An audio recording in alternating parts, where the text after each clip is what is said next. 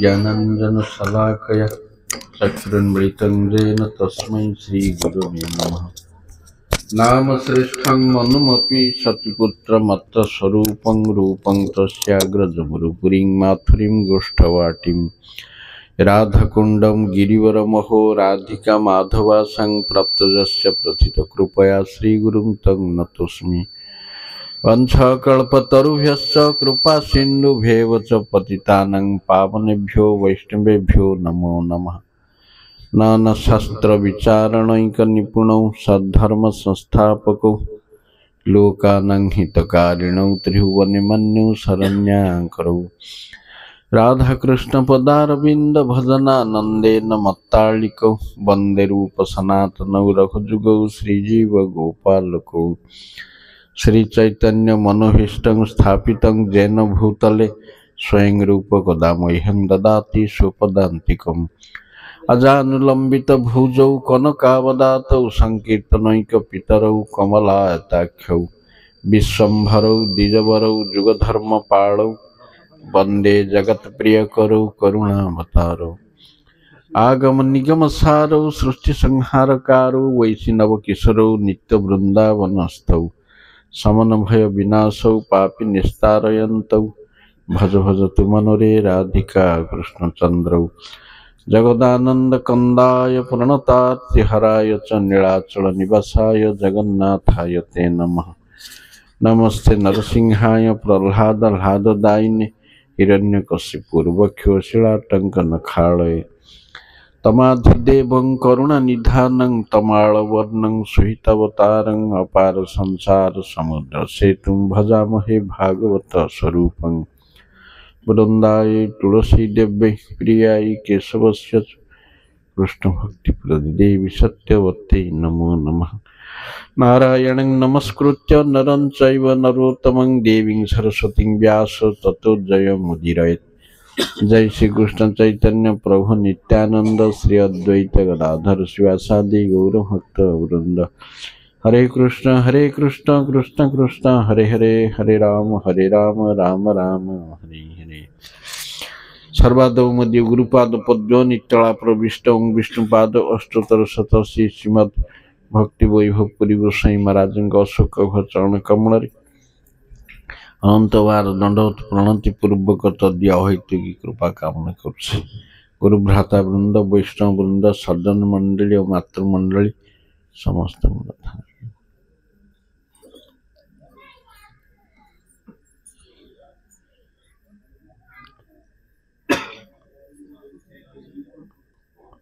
गर्भावस्थारे थिबा समय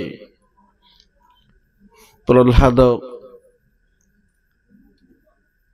गुरु नारद मुनि ठारू जहा किछि शिक्षा करथिले ताकू दैत्यपुत्र गण को स्पष्ट रूपे बुझेदेले।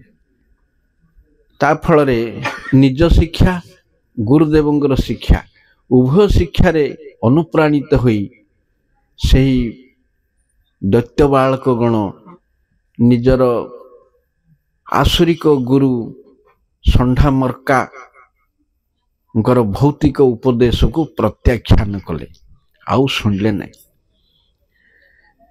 जेतेबेले से गुरुद्वय देखिले जे ये विद्यालय छात्रगण दिनकू दिन कृष्ण भक्ति परायण होई उठुचंती, सेतेबेले से माने प्रमाद गणिले।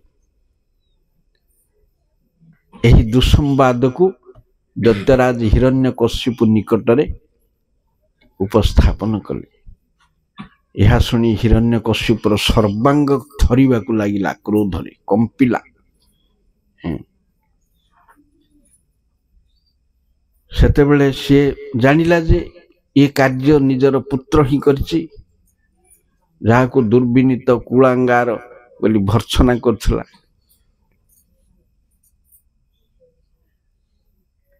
तेणु सी एहीपरि प्रह्लाद जदिओ कोमलमती शिशु थिले,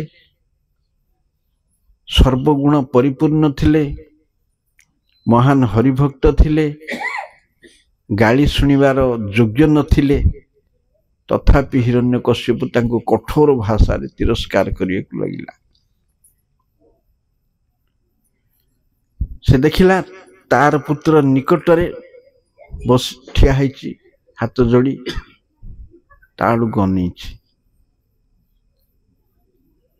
କହିଲା, ହେ ଦୁର୍ବିନୀତ ଅଧମ କୁଳଭେଦ କାରକ, ତୁମେ କଣ ଏକ କାର୍ଯ୍ୟ କଲ? ଏଠି ସର୍ବନାଶ କଲ ତୁମ ବିଦ୍ୟାଳୟର। ମୋର ଶକ୍ତି ବଳରେ ସମଗ୍ର ବ୍ରହ୍ମାଣ୍ଡ ସମସ୍ତେ ମୋର ଶାସନାଧୀନ, ମୋର ନିୟନ୍ତ୍ରଣାଧୀନ, କିନ୍ତୁ ତୁମେ କାହାର ଶକ୍ତି ବଳରେ ମୋର ଆଜ୍ଞାକୁ ଅତିକ୍ରମ କରୁଛ, ଶାସନକୁ ଲଙ୍ଘନ କରୁଛ? କିଏ ତୁମକୁ ଏ ଶକ୍ତି ଦଉଛି? ଏହିପରି କଠୋର ଭାଷାରେ ତିରସ୍କାର କଲେ। ସେତେବେଳେ ପ୍ରହ୍ଲାଦ କହିଲେ, ହେ ପିତା,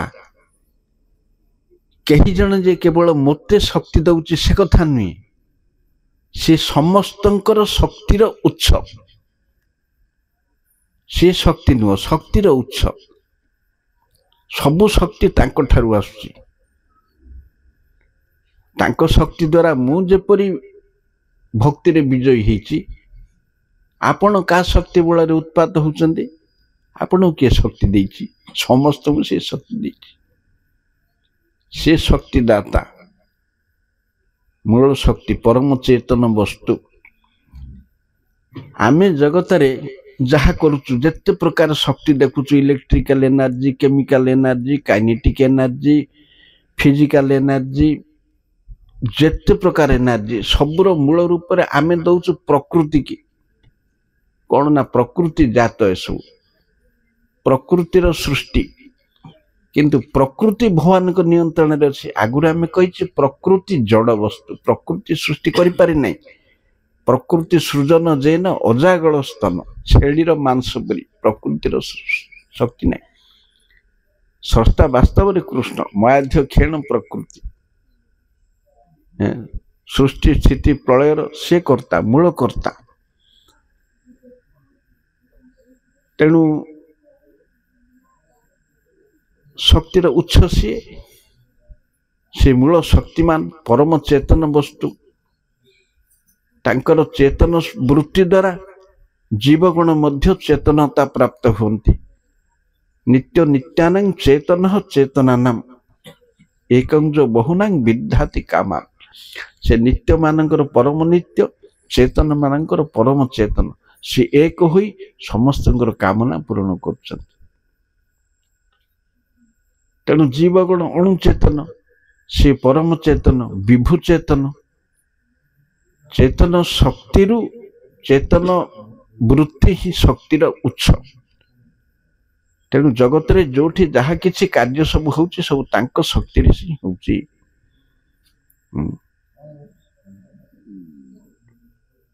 ତେଣୁ ସମସ୍ତଙ୍କର ଶକ୍ତିର ଉତ୍ସ ସେ ଜଣେ ବିଷ୍ଣୁ। ହେ ପିତା, ଆପଣ କ୍ରୋଧ ପରିତ୍ୟାଗ କରନ୍ତୁ, ଭେଦଭାବ ପରିତ୍ୟାଗ କରନ୍ତୁ।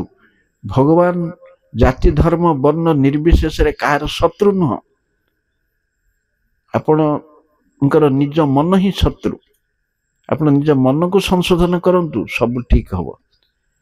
ବ୍ୟକ୍ତି ନିଜ ମନକୁ ନିୟନ୍ତ୍ରଣ କରି ସେ ଭାବେ ମୁଁ ଚାରିଦିଗ ସବୁ ଜୟ କରିଛି। ନିଜ ମନ ହିଁ ଶତ୍ରୁ। ଯାହାର ମନଟା ଦୂଷିତ, ଜାଣିବାକୁ ହବ ଯେ ସେ ଗୋଟେ ଶତ୍ରୁ ସହିତ ବାସ କରୁଛି। ମନ ହିଁ ତୁମ ମୋକ୍ଷର କାରଣ, ମନ ହିଁ ବନ୍ଧନର କାରଣ। ତେଣୁ ମନକୁ ନିୟନ୍ତ୍ରଣ କରିବାକୁ ହବ। ଆପଣ ଏସବୁ ଭେଦଭାବ ଛାଡ଼ନ୍ତୁ, ଅସୂୟା ହିଂସା ସବୁ ପରିତ୍ୟାଗ କରନ୍ତୁ। ଆପଣ ସମଦର୍ଶୀ ହୁଅନ୍ତୁ, ଦେଖିବେ ସବୁ ଆପଣଙ୍କୁ ଭଲ ଲାଗିବ। ଏହିପରି ଯେତେବେଳେ ବୁଝେଇଲେ, କଥାରେ ଅଛି, ସେ ଆମର ନୀତି ବାକ୍ୟ ଉପଦେଶ ହିଁ ମୂର୍ଖାଣାଂ ପ୍ରକୋପାୟ ନଚ ଶାନ୍ତଏ। ମୂର୍ଖକୁ ଉପଦେଶ ଦେଲେ କଣ ହବ? ସେ ପ୍ରକୋପିତ ହବ ସିନା, ଶାନ୍ତ ହବନି। ତା ପାଖରେ ବିପରୀତ କାମ ଦେବ ଉପଦେଶ। ଷଣ୍ଢକୁ ଭାଗବତ ପଢିବା, ସେମିତି ନ୍ୟାୟ। तेणु सी आहरी उत्त्यक्त है। साप को क्षीर देले जमी विष ही वृद्धि हुए, से विष ही सापर शक्ति, सेमती एम क्रोध ही यांकर शक्ति। तेणु सी आहरी कुपित होला, कहला अरे मूर्ख तू मते शिक्षा दौचु, मते शिक्षा दौचु, क्योंठु ए शिक्षा तू पाइचु, किए तते शिक्षा दौची? सारा जगत को मु नियंत्रण करुच्ची, तू मते शिक्षा दौचु बसिकी? तोर प्रभु सब शक्तिर उत्स, सर्वव्यापी, सर्वनियंता कहीं कौटे अच्छे? मो ठारू बड़ आ किए एपरी व्यक्ति अच्छी जी नियंत्रण करुचे? मो ठारू शक्तिशाली किए अच्छी बोली तो मु मन करेनि। कहीं सी कौटे अच्छे? जदि सर्वव्यापी ताहले मोर सम्मुखरे ये खंबरे देखा जाऊ नाहंती कहीं? एक कथा चिंता करी से खड़ग बाहर करी गोटे भयंकर मुष्टि आघात कला,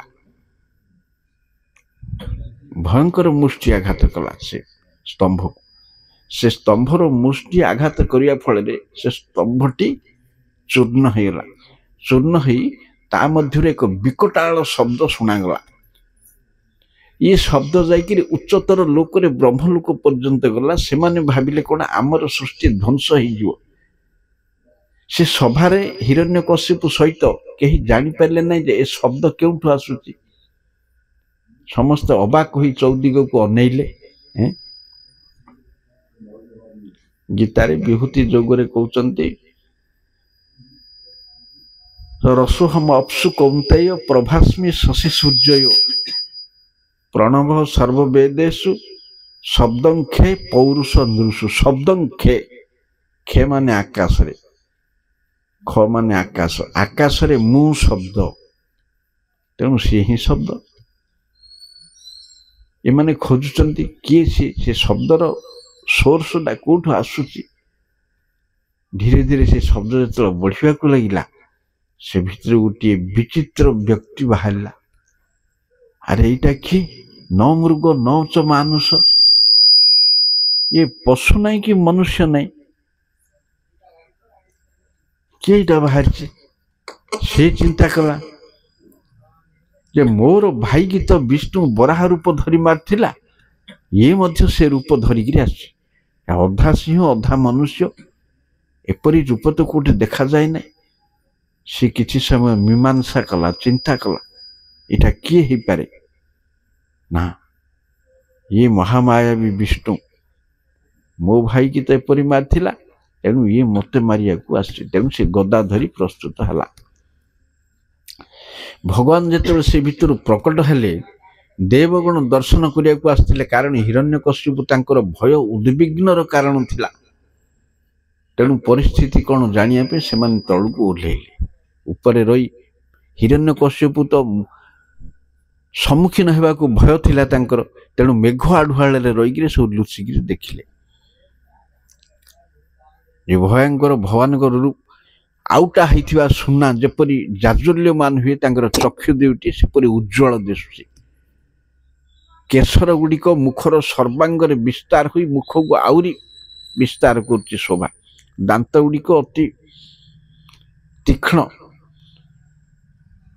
आउ कर्ण गुड़िक उन्नत, ग्रीवादेश सूक्ष्म प्रशस्त, नख गुड़िक अत्यंत भावरे भयंकर, उदरटा कृश, 10 भुज 10 दिगरे सैन्यों परी शोभा विस्तार करी भिन्ना भिन्न शंख चक्र गदा आदि सब अस्त्र धारण कर। विशाल रूपर तेजरे ग्रह नक्षत्र सब निष्प्रभ हो जाइछन्ति। दिग्गज समूह सब पलायन करिया को लागिले। चतुर्दिगरे गोटे भयर वातावरण सृष्टि है। तेणु जितेबाला हिरण्यकशिपु हस्ତରେ गदा धरी प्रस्तुत है युद्ध करिया को, सेतेबेले भगवान तेज भितर सी प्रवेश करिगला। दौड़ला जो मारिया से तेज भितर लीन होगला। जपरी सूर्य किरण भितर पतंग माने लीन हो जाते अग्नि भितर। सूर्यंकर तेज हेले छोट छोट लाइट सब आउ देखा जाती नहीं। ସେଇପରି ଇଏ ସେ ଭିତରେ ଲୁକାୟିତ ହେଇଗଲା। ଭଗବାନ ତାକୁ ନିଜ ହସ୍ତରେ ଧରିଲେ, ଟିକେ ଖେଳିଲେ, ପୁଣି ଛାଡ଼ିଲେ। ଗରୁଡ଼ ଯେପରି ସର୍ପ ସହିତ ଖେଳା କରେ, ଧରେ ପୁଣି ଛାଡ଼ିଦିଏ, ଧରେ ପୁଣି ଛାଡ଼ିଦିଏ, ସେ ସେଇପରି କରୁଥିଲେ। କିନ୍ତୁ ଦେବତାମାନେ ତାର ଭୟରେ ଏତେ ଉଦ୍ବିଗ୍ନ ହେଇଥିଲେ ଯେ ଇଏ ଚଞ୍ଚଳ କିପରି ମରୁ ଚାହୁଁଥିଲେ। କାହିଁକି ଏତେ ଖେଳୁଛନ୍ତି, ସେ ଖସି ଯାଉଛି। ଖସିଲା ବେଳେ ଯେତେବେଳେ ଧରୁଥିଲେ ଭାବୁଥିଲେ ହଁ ଏଥର ମାରିଦେବେ, ଯେତେବେଳେ ଖସି ଯାଉଥିଲା ସେ କୁଆଡ଼େ ପଳେଇବ। ଏଇଟା କ'ଣ କେଁ ହଉଛି କାହିଁକି? ଆଉ କ'ଣ ମାଉତ ଗୁଡ଼ାକ ଖୋଲା ହେଇଛି କି?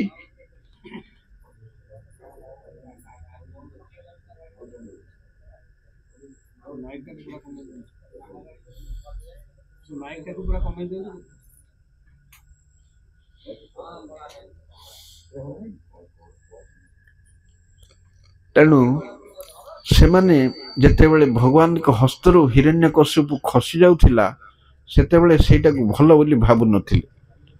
ସେପରି ନ ହଉ, ତେଣୁ କିପରି ଭଗବାନ ତାକୁ ଶୀଘ୍ର ବଧ କରନ୍ତୁ ଏଇ ଆଶାରେ ସେମାନେ ଉଦ୍ବିଗ୍ନ ଥିଲେ। ଏଇପରି କେତେ ସମୟ ଖେଳିଲେ। ସେ ପୁରା ବୀର ରସ ଆସ୍ୱାଦନ କରିବାକୁ ଆସିଛନ୍ତି। ବୀର ରସ ଆସ୍ୱାଦନ କରି ହଠାତ୍ କ'ଣ ମାରିଦେବେ, ଟିକେ ଆନନ୍ଦ ଅନୁଭବ କରିବେ। ତେଣୁ ଏହିପରି ତାଙ୍କ ସହିତ ଖେଳା ଖେଳି କରି ଆନନ୍ଦ ଅନୁଭବ କଲେ। ଆନନ୍ଦ ଅନୁଭବ କରି ଯେତେବେଳେ ସନ୍ଧ୍ୟା କାଳ ଆସି ପହଞ୍ଚିଲା, ସେତେବେଳେ ଯେତେବେଳେ ସେ ଗଦା ଧରି ଝପଟି ଆସିଲା, ତାକୁ ଦୁଇ ହାତରେ ଧରିଦେଲେ। ଗରୁଡ଼ ସର୍ପ ଧରିଲା ପରେ ଧରିବା ଫଳରେ ସେ ଛାଟିପିଟି ହେଲା, କିନ୍ତୁ କିଛି ହେଇପାରୁନଥିଲା। ତାକୁ ଧରି ଧରି ଦୁଆର ବନ୍ଧ ପାଖକୁ ନେଲେ। ତାକୁ ଜଙ୍ଘ ଉପରେ ବସେଇ ନିଜର ତୀକ୍ଷ୍ଣ ନଖାଗ୍ର ଦ୍ୱାରା ତାର ବଜ୍ରତୁଲ୍ୟ ଯୋଉ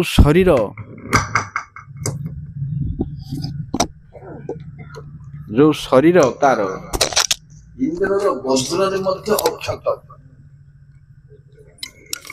ସେ ଶରୀରକୁ ସେ ହସ୍ତରେ ଧରି ବାହାରକୁ ଗଲେ। ବାହାରକୁ ଯାଇ ତୀକ୍ଷ୍ଣ ନଖାଗ୍ରରେ ବିଦୀର୍ଣ୍ଣ କଲେ। ତୀକ୍ଷ୍ଣ ନଖାଗ୍ରରେ ବିଦୀର୍ଣ୍ଣ କରି ମାରିଲେ। ତାପରେ ବିଦୀର୍ଣ୍ଣ କଲା ପରେ ତା ପେଟର ଯାହା ସବୁ ଅନ୍ତମାଳା ସେଗୁଡାକ ସବୁ ବାହାର କରି ନିଜ ବେକରେ ଗୁଡେଇଲେ। ଫଳରେ ତାଙ୍କର ଶୋଭା ବଢିଲା। ଯେତେବେଳେ ତାକୁ ମାରି ସାରିଲେ, ସେତେବେଳେ ଅନ୍ୟାନ୍ୟ ଅସୁରମାନେ ଯୋଉମାନେ ହିରଣ୍ୟକଶ୍ୟପର ଅନୁଗତ ଥିଲେ ସେମାନେ ସବୁ ଦୌଡ଼ି ଆସିଲେ ଆକ୍ରମଣ କରିବା ପାଇଁ ନୃସିଂହଦେବଙ୍କୁ। ତେଣୁ ନୃସିଂହଦେବ ସେ ଅସୁର ଗୁଡ଼ିକୁ ହାତରେ ଚକଟି ସବୁ ମାରିଲେ। ତାପରେ ସମସ୍ତଙ୍କୁ ମାରିବା ପରେ ଆଉ କେତେ ଭୟରେ ପଳାୟନ କଲେ। ଚତୁର୍ଦିଗରେ ସେମାନେ ପଳାୟନ କରିବା ପରେ ଯେତେବେଳେ ଆଉ ପାଖରେ କେହି ନଥିଲେ ପ୍ରତିଦ୍ୱନ୍ଦ୍ୱୀ ସ୍ୱରୂପ, ସେତେବେଳେ ଭଗବାନ ଶତ୍ରୁ ଶୂନ୍ୟ ବୋଲି ମନେକରି ହିରଣ୍ୟକଶ୍ୟପର ସିଂହାସନରେ ଯାଇ ବସିଲେ। ଗୋଟେ ଅସୁରର ଅପବିତ୍ର ସିଂହାସନରେ ଭଗବାନ ଅନିମନ୍ତ୍ରିତ ଅବସ୍ଥାରେ ଜବରଦସ୍ତି କାହିଁକି ବସିଲେ? ଆମେ ଷୋଡ଼ଶ ଉପଚାରରେ ଆସନ ପାଦ୍ୟ କେତେ ଦେଇ ଡାକିଲେ ବସିବାକୁ ନାହିଁ। ଗୋଟେ ପାପୀ ଅସୁରର ସିଂହାସନରେ ଯାଇକିରି ବଳପୂର୍ବକ ବସିଲେ। କାହିଁକି ନା ନିଜର ପାର୍ଷଦ ନିଜର ଭକ୍ତ ସର୍ବାବସ୍ଥାରେ ମହିମାମୟ, ନିଜର ଭକ୍ତର ସିଂହାସନ ବୋଲି ବସିଲେ। ତାପରେ ତାର ଆଉ ଗୋଟେ କାରଣ ହଉଛି ଏଇ ସିଂହାସନଟା ସିଏ ପ୍ରହ୍ଲାଦଙ୍କୁ ଦେବେ। ତେଣୁ ପ୍ରହ୍ଲାଦଙ୍କୁ ପ୍ରସାଦ ହିସାବରେ ଦେବେ। ମୋର ପ୍ରସାଦ ତୁ ନେ, ରାଜ୍ୟ ପାଳନ କରିବ। କିନ୍ତୁ ହିରଣ୍ୟକଶ୍ୟପ ପ୍ରତି ଯୋଉ କ୍ରୋଧ ଭାବଟା ଥିଲା ସେଇଟା ସେ ପର୍ଯ୍ୟନ୍ତ ପ୍ରଶମିତ ହେଇନଥିଲା। ସେ ଭୟଙ୍କର ଦୃଷ୍ଟିରେ ଦୀର୍ଘଶ୍ୱାସ ପରିତ୍ୟାଗ କରୁଥିଲେ। तेणु ब्रह्मांडर समस्त अधिवासीगण जो माने ये लीला दर्शन करथिले से माने धीरे धीरे भगवान को शांत करिया को चाहिए किंतु तांको सम्मुख को कहीं आसी पारिले ना से माने आसिया पाई भयभीत हेले तथापि भगवान को तो स्तव करिया को हबो एटा विधि तेणु क्रमे क्रमे मर्यादा अनुसार ज्येष्ठ रु कनिष्ठ पर्यंत समस्ते आसी स्तव करिया को लगे स्तव करिया को आरंभ कले प्रथमे ब्रह्मा आसी कहले प्रभुजी आपण सृष्टि स्थिति प्रलयर कर्ता आज ये असुर आपण द्वारा निहत हला ता फल समग्र सृष्टि समस्ते शांत हेले मु आपण को मोर विनम्र प्रणाम जनाऊछि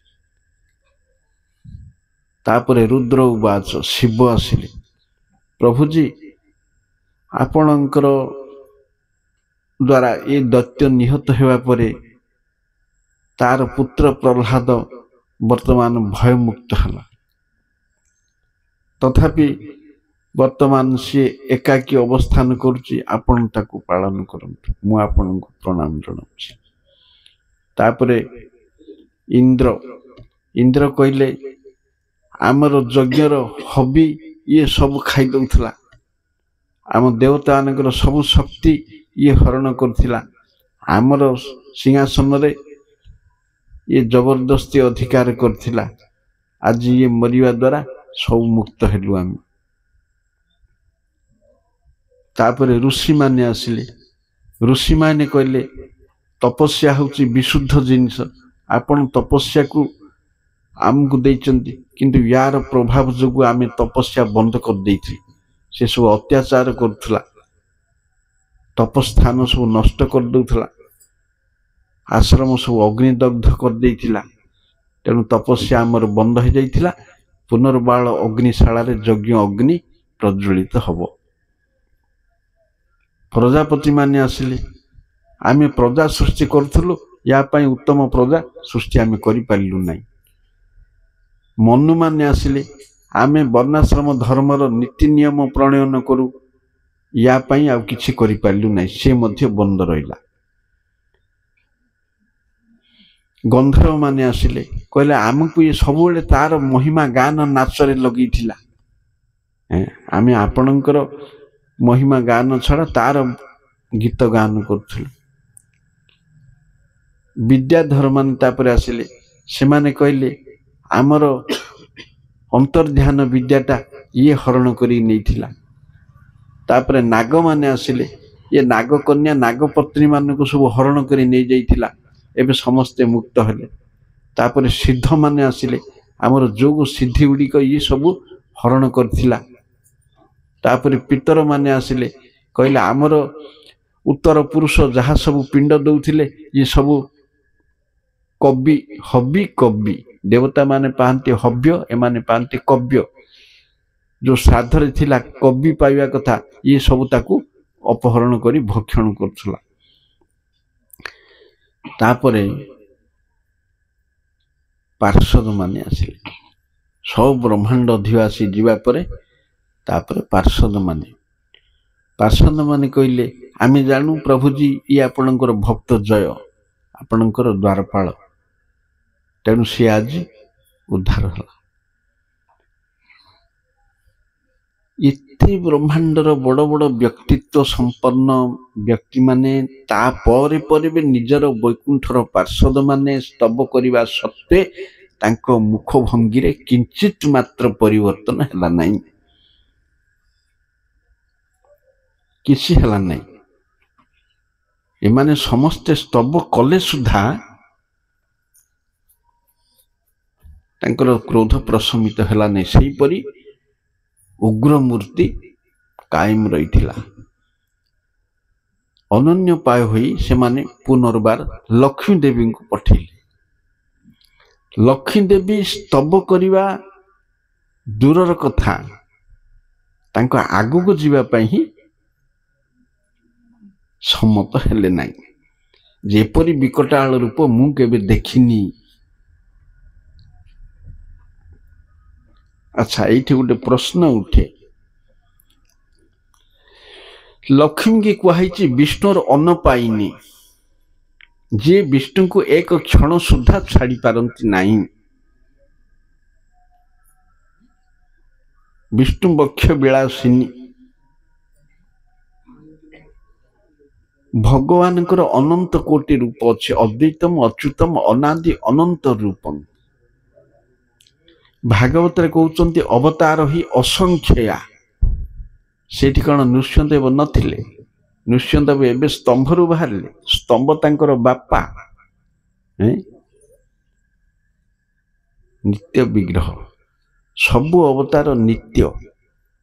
तेरे लक्ष्मी केमती देखी ना? लक्ष्मी तो पाखरे रहा कथा भगवान बक्षरे रहते लक्ष्मी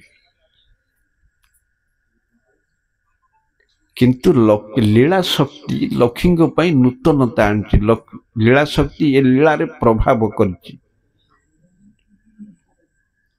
लक्ष्मी जेपरी प्रहलाद महिमा प्रकाश हम तेणु से लक्ष्मी की प्रशमित कर रखिदे लीला शक्ति। लक्ष्मी महिमा नहीं तेणु लक्ष्मी अनुभव कले यहाँ अदृष्टपूर्व अश्रुतपूर्व कि वास्तव में नहीं। से तो नित्य पति ये नित्य शक्ति किंतु लीला शक्ति कर जेपरी परकिया रस गोलोक नहीं। गोलोक सब सकिया किंतु भगवान परकिया रस आस्वादन करने को चाहिए। वैकुंठाद्य नहीं जे जे लीलार प्रचार से लीला करिवो हय चमत्कार। जो लीला मु नित्य धाम रे करि पारनी सेटा मु भौम वृंदावन रे करी जाफल मु अधिक आनंद पाइबी। तेणु पारकीय रस अनुभूति भौम वृंदावन रे अछि। कहीं ना लीला शक्ति भगवान को सिमती कर देकी एमाने तांकर नित्य कांता ब्रजांगना माने नित्य कांता हेले मध्य लीला शक्ति जोगमाया एपरी कर देकी जे ये अन्यर झियो अन्यर पत्नी ए ज्ञान करी उपपत्ति ज्ञान करी रस माधुर्य बढ़िया पे भगवान जानी पार नांती। से परी ये लीला शक्ति लक्ष्मी को आगरे नूतनता सृष्टि करछि सते जेपरी से जानी नाहंती तांको एमिति मोहिनी करछि। तेणु लक्ष्मी आउ गले नहीं। तापर बाध्य ही ब्रह्मा प्रह्लाद को पहले प्रह्लादम प्रेषयामास हे वत्स तुमर पिता को तुम्हें जाई तुष्ट कर। से निजे आसी प्रणाम कले दंडवत प्रणाम भूमि दंडवत प्रणाम करिया पर भगवान दुई हाथ रे उठेले आलिंगन कले आउ अभय कर कमल को मस्तक ऊपर स्थापन करी स्मित हास्य कले। सेतिक बेले क्रोध प्रशमित हला। खंबरु कहीं बाहरले सत्यं विधातुं निज भृत्य भाषितम मोर भृत्यर वाक्य को मु सत्य करी मो भृत्य कहला खंबरे अछंती। नारद मुनि कहते ये पिला अबध्य तांक वाक्य को सत्य करी। हाँ भक्त वाक्य सत्यकारी भगवान भक्तर इच्छा को अतिक्रम करि पारंती नहीं। तेणु खंबरु बाहर से प्रह्लाद विनीत भाव भद्रतार सहित संकुचित होई भक्तोचित चाहणी रे भगवान पाखे हाथ जोड़ी ठिया हले। ब्रह्मा तो पठे प्रह्लाद कहले प्रभुजी ये ब्रह्मा शिव इंद्र मनु प्रजापति गंधर्व विद्याधर सिद्ध ये ब्रह्मांड रे माने बड़ बड़ अधिपति सबू एमानकर स्तव रे आपण संतुष्ट हो पारे नहीं। मु गोटे असुरकुल जात तामसिक जोनि संभूत 5 वर्षीय अज्ञ बालक मुआ किपरि आपण को संतुष्ट करि परिबी? मो पाखरे कौन अच्छी? प्रह्लाद महाराज एटा ନମନ୍ତି ଗୁଣିନୋ ଜନା ନମନ୍ତି ଫଳିନୋ ବୃକ୍ଷା। ନୀତି ଶାସ୍ତ୍ରରେ ଅଛି ଗୁଣୀ ଜନମାନେ ଯେପରି ମଥା ନତ କରି ରହନ୍ତି, ଫଳନ୍ତି ବୃକ୍ଷ ଯେପରି ତଳକୁ ନଇଁଯାଏ, ସେହିପରି ସାଧୁଗଣ ସବୁବେଳେ ନମ୍ର ଦୈନ୍ୟ। ଯେପରି କୃଷ୍ଣଦାସ କବିରାଜ ଗୋସ୍ୱାମୀ କହୁଛନ୍ତି, ଜଗାଇ ମାଧାଇ ହୋଇତେ ମୁଇଁ ସେ ପାପିଷ୍ଠ, ପୁରୁଷେର କୀଟ ହୋଇତେ ମୁହିଁ ସେ ଲଘିଷ୍ଠ। ମୁଁ ଜଗାଇ ମାଧାଇଠୁ ପାପି, ମଳର ବିଷ୍ଠାର କୀଟଠୁ ମଧ୍ୟ ଆହୁରି ନ୍ୟୁନ। ଯିଏ ଏତେ ବଡ଼ କାଳଜୟୀ ଗ୍ରନ୍ଥ ଲେଖିଛନ୍ତି ଗୌରଲୀଳାର, ସେ ନିଜକୁ ଏତେ ଦୈନ୍ୟ କରୁଛନ୍ତି। ତେଣୁ ସେନୁ ପ୍ରହ୍ଲାଦ ସେମିତି କହୁଛନ୍ତି, ଏତେ ବଡ଼ ବଡ଼ ଲୋକ ସ୍ତବ କଲେ ଆପଣ ଚିତ୍ତ ଦ୍ରବୀଭୂତ ହେଲାନି, ମୁଁ ଗୋଟେ ଅସୁର ପିଲା, ମୁଁ କ'ଣ କହିକିରି ସନ୍ତୁଷ୍ଟ କଲି। ହେଲେ ଏଥିରୁ ମୁଁ ବୁଝିଲି କ'ଣ ନା, ଆପଣଙ୍କୁ ସନ୍ତୁଷ୍ଟ କରିବା ପାଇଁ ଆଭିଜାତ୍ୟ, ଶାରୀରିକ ଶକ୍ତି, ତପଶକ୍ତି, ସୌନ୍ଦର୍ଯ୍ୟ, ବୁଦ୍ଧି, ଇନ୍ଦ୍ରିୟର ପଟୁତା ଆଦି କିଛି ଆବଶ୍ୟକ ନାହିଁ। କାହିଁକି ନା ଭକ୍ତ୍ୟା ତୁତୋଷ ଭଗବାନ ଗଜଯୁଦ୍ଧ ପାୟ। ଗଜେନ୍ଦ୍ର ଦ୍ୱାରା କ'ଣ ହେଇଥିଲେ? ଭକ୍ତିରେ ସନ୍ତୁଷ୍ଟ ହେଇଥିଲେ। ଗଜେନ୍ଦ୍ରର ଜାତି ଥିଲା, କୁଳ ଥିଲା, ନା ବଳ ଥିଲା, ନା ତପଶକ୍ତି ଥିଲା, ନା ସୌନ୍ଦର୍ଯ୍ୟ ଥିଲା, ନା କ'ଣ ଥିଲା? ଗଜେନ୍ଦ୍ରର କିଛି ନଥିଲା, କିନ୍ତୁ ଭଗବାନ ସନ୍ତୁଷ୍ଟ ହେଇଥିଲେ। ଗଜେନ୍ଦ୍ର ବାନର ଗୋପେ କି ତପ କରିଲ, ବଲ ତାରା କେମନି ମତେ ପାଇଲ।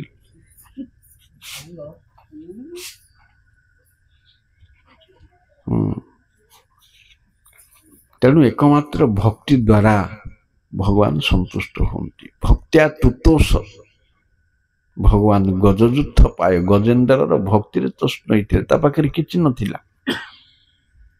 ଆଭିଜାତ୍ୟ ନାହିଁ, ବଳ ନାହିଁ, ପୌରୁଷ ନାହିଁ, ତପଶକ୍ତି ନାହିଁ, ଇନ୍ଦ୍ରିୟ ଶକ୍ତି ନାହିଁ, ତେଜ ନାହିଁ, ବୀର୍ଯ୍ୟ ନାହିଁ, କିଛି ନାହିଁ, ସବୁରେ ନ୍ୟୁନ। ଏକମାତ୍ର ଭକ୍ତି ଦ୍ୱାରା ହିଁ ଆପଣ ସନ୍ତୁଷ୍ଟ ହୁଅନ୍ତି। ତୃତୀୟ ଶ୍ଲୋକରେ କହୁଛନ୍ତି, ବିପ୍ରାତ ଦ୍ୱିଷଟ ଗୁଣ। ଗୋଟେ ବ୍ରାହ୍ମଣର 12।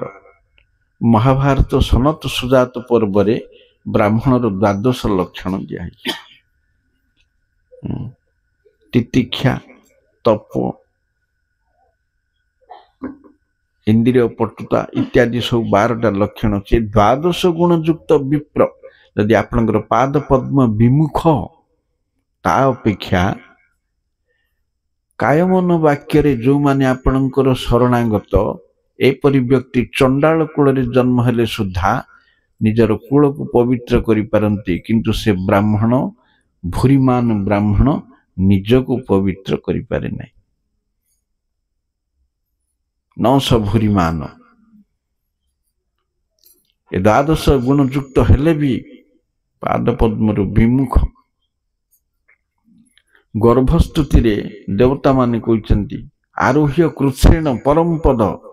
ଯେଉଁମାନେ କୃଚ୍ଛ ସାଧନ କରି ପରମପଦ ପାଆନ୍ତି, ଅଧୋପତନ୍ତି, ଅଧୋପତନ ହେଇଯାଏ। କାହିଁକି?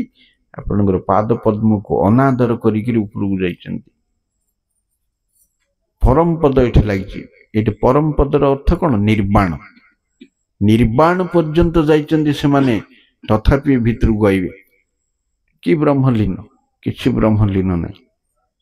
ହସ୍ପିଟାଲ ଖୋଲିବି, ମେଡିକାଲ ଖୋଲିବି, ବିଦ୍ୟାଳୟ ଖୋଲିବି, ଦରିଦ୍ର ନାରାୟଣ ସେବା କରିବି, ଏଗୁଡ଼ାକ ସବୁ ୟାଙ୍କର ତଥାକଥିତ ପରୋପକାର।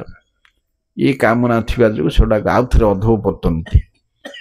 ସେ ବ୍ରହ୍ମାଣ୍ଡ ବାହାରକୁ ଗଲେ ମଧ୍ୟ ପଳେଇ ଆସିବ। କାହିଁକି? ଅପୂର୍ଣ୍ଣ ମୁକ୍ତି। କାହିଁକି? ଆପଣ ପାଦ ପଦ୍ମ ଅନାଦରକାରୀ, ୟାଙ୍କର ମଙ୍ଗଳ ନାହିଁ କେବେ ହେଲେ। ସେମିତି ଏ କଥା କହୁଛନ୍ତି। ସେ 12 ଲକ୍ଷଣ ଯୁକ୍ତ ହଉ, ହେଲେ ମଧ୍ୟ ସେ ଚଣ୍ଡାଳ ବରଂ ଶ୍ରେଷ୍ଠ, ସେ ଜଗତ ପବିତ୍ର କରିବ, କିନ୍ତୁ ଇଏ କରିପାରିବେ, ନିଜକୁ ପବିତ୍ର କରିପାରିବେନି। ତେଣୁ ପ୍ରଭୁଜୀ ଆପଣଙ୍କର ଏ ଆବିର୍ଭାବ ଜଗତ ମଙ୍ଗଳ କାରକ, ଜଗତ ମଙ୍ଗଳ କାରକ। ତେଣୁ ଆପଣଙ୍କର ଭକ୍ତି କଲେ ଆମର ମଙ୍ଗଳ। ଯେପରି ଦର୍ପଣରେ ମୁଖ ଦର୍ଶନ କଲେ ଆମର ମୁଖ ଶୋଭା ହିଁ ବଢ଼େ, ଦର୍ପଣର କିଛି ଉନ୍ନତି ନାହିଁ, ଅବନତି ନାହିଁ। ଆପଣ ଆପ୍ତ କାମ, ଆତ୍ମାରାମ, ସ୍ୱୟଂ ସମ୍ପୂର୍ଣ୍ଣ। ତେଣୁ ଆପଣ କିଛି ଆବଶ୍ୟକ କରନ୍ତି ନାହିଁ, ଆପଣ ତ ସବୁ ଆମକୁ ଦେଇଛନ୍ତି। ଆପଣ ସରବରାହ ସଂସ୍ଥାର ମାଲିକ, ଜଗତକୁ ସବୁ ଆପଣ ଦେଉଛନ୍ତି, ଆଉ ଆମେ କ'ଣ ଆପଣଙ୍କୁ ଦେବୁ? ଆପଣଙ୍କର ଅଭାବ କ'ଣ? କିଛି ତ ନାହିଁ। ତଥାପି ଆପଣ ଭକ୍ତି ଟିକକ ଆଶା କରନ୍ତି ଜୀବଙ୍କ ଠାରୁ। ଭଗବାନଙ୍କୁ ସେବା କଲେ, ଭଗବାନଙ୍କୁ ଭକ୍ତି କଲେ ଜୀବର ହିଁ ମଙ୍ଗଳ ହୁଏ, ଭଗବାନଙ୍କର କିଛି ନାହିଁ। ଭଗବାନ ଖାଇନାହାନ୍ତି, ଭଗବାନଙ୍କୁ ଖୁଏଇବା ନାହିଁ। ସେ ତ ବ୍ରହ୍ମବସ୍ତୁ ନିର୍ବିକାର, କ୍ଷୁଧା ଆସିବ କୁଆଡୁ ବ୍ରହ୍ମବସ୍ତୁରେ? ନିରାକାରବାଦୀ କହିବେ ଖୁଉଛ କ'ଣ? ସେ ତ ବ୍ରହ୍ମ, ତାର କ୍ଷୁଧା ନାହିଁ, ତୃଷା ନାହିଁ, କ୍ଳାନ୍ତି ନାହିଁ, ଶ୍ରାନ୍ତି ନାହିଁ, କିଛି ନାହିଁ, ନିର୍ବିକାର। ଆଉ ଖୁଉଛ କ'ଣ? ସେ କ'ଣ ଜୀବ ହେଇଛି ଖାଇବ, ଶୋଇବ, ଉଠଉଛ, ଗାଧଉଛ? ଏଗୁଡ଼ାକ ସବୁ ମଣିଷ ପାଠ, ସେମାନେ ଯୁକ୍ତି କରନ୍ତି। କିନ୍ତୁ ଏଇଟା ଆମେ କାହିଁକି କରୁ? ଆମର ମଙ୍ଗଳ ପାଇଁ ଭଗବାନ ଏ ସେବା ସୃଷ୍ଟି କରିଛନ୍ତି। ତୁମେ ମୋତେ ଏପରି ସେବା କର, ତୁମର ମଙ୍ଗଳ ହବ। ଯେପରି ଦର୍ପଣ ଦର୍ଶନ କଲେ ଆମର ମୁଖ ଶୋଭା ବଢ଼େ। ତେଣୁ ଭଗବାନଙ୍କର ସେବା କଲେ ଆମର ହିଁ ଲାଭ, ଭଗବାନଙ୍କର କିଛି ହାନି ଲାଭ ନାହିଁ। ପ୍ରକୃତରେ ବ୍ରହ୍ମବସ୍ତୁରେ ବିକାର ନାହିଁ, କ୍ଷୁଧା ନାହିଁ, ତୃଷା ନାହିଁ। କିନ୍ତୁ ଭକ୍ତ ଦେବାକୁ ଚାହିଁଲେ ତାଙ୍କର ଭୋକ ବଢ଼େ।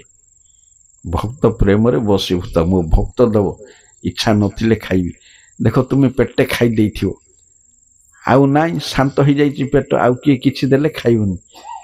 କିଏ ଗୋଟେ ବନ୍ଧୁଟେ ଶେଷକୁ ମୋର ଡେରି ହେଇଗଲା ବୋଲି ଆସିବ କୁଆଡ଼ୁ ରସଗୋଲାଟେ, ଏ ରସଗୋଲାଟା ତୁ ଆଗ ଚାହୁଁଥିଲୁ, ମୁଁ ଠିକ୍ ସମୟରେ ପହଞ୍ଚି ପାରିଲିନି, ଏବେ ଲେଟ୍ରେ ଆଣିଲି, ଟିକେ ଖା।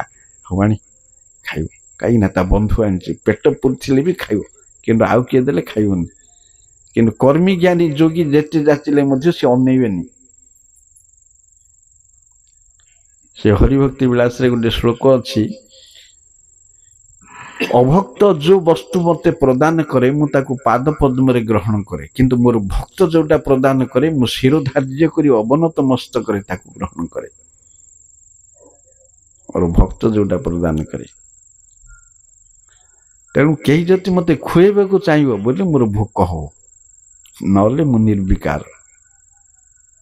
ତା ପ୍ରତି ବ୍ରହ୍ମ ନିର୍ବିଶେଷ ନିରାକାର।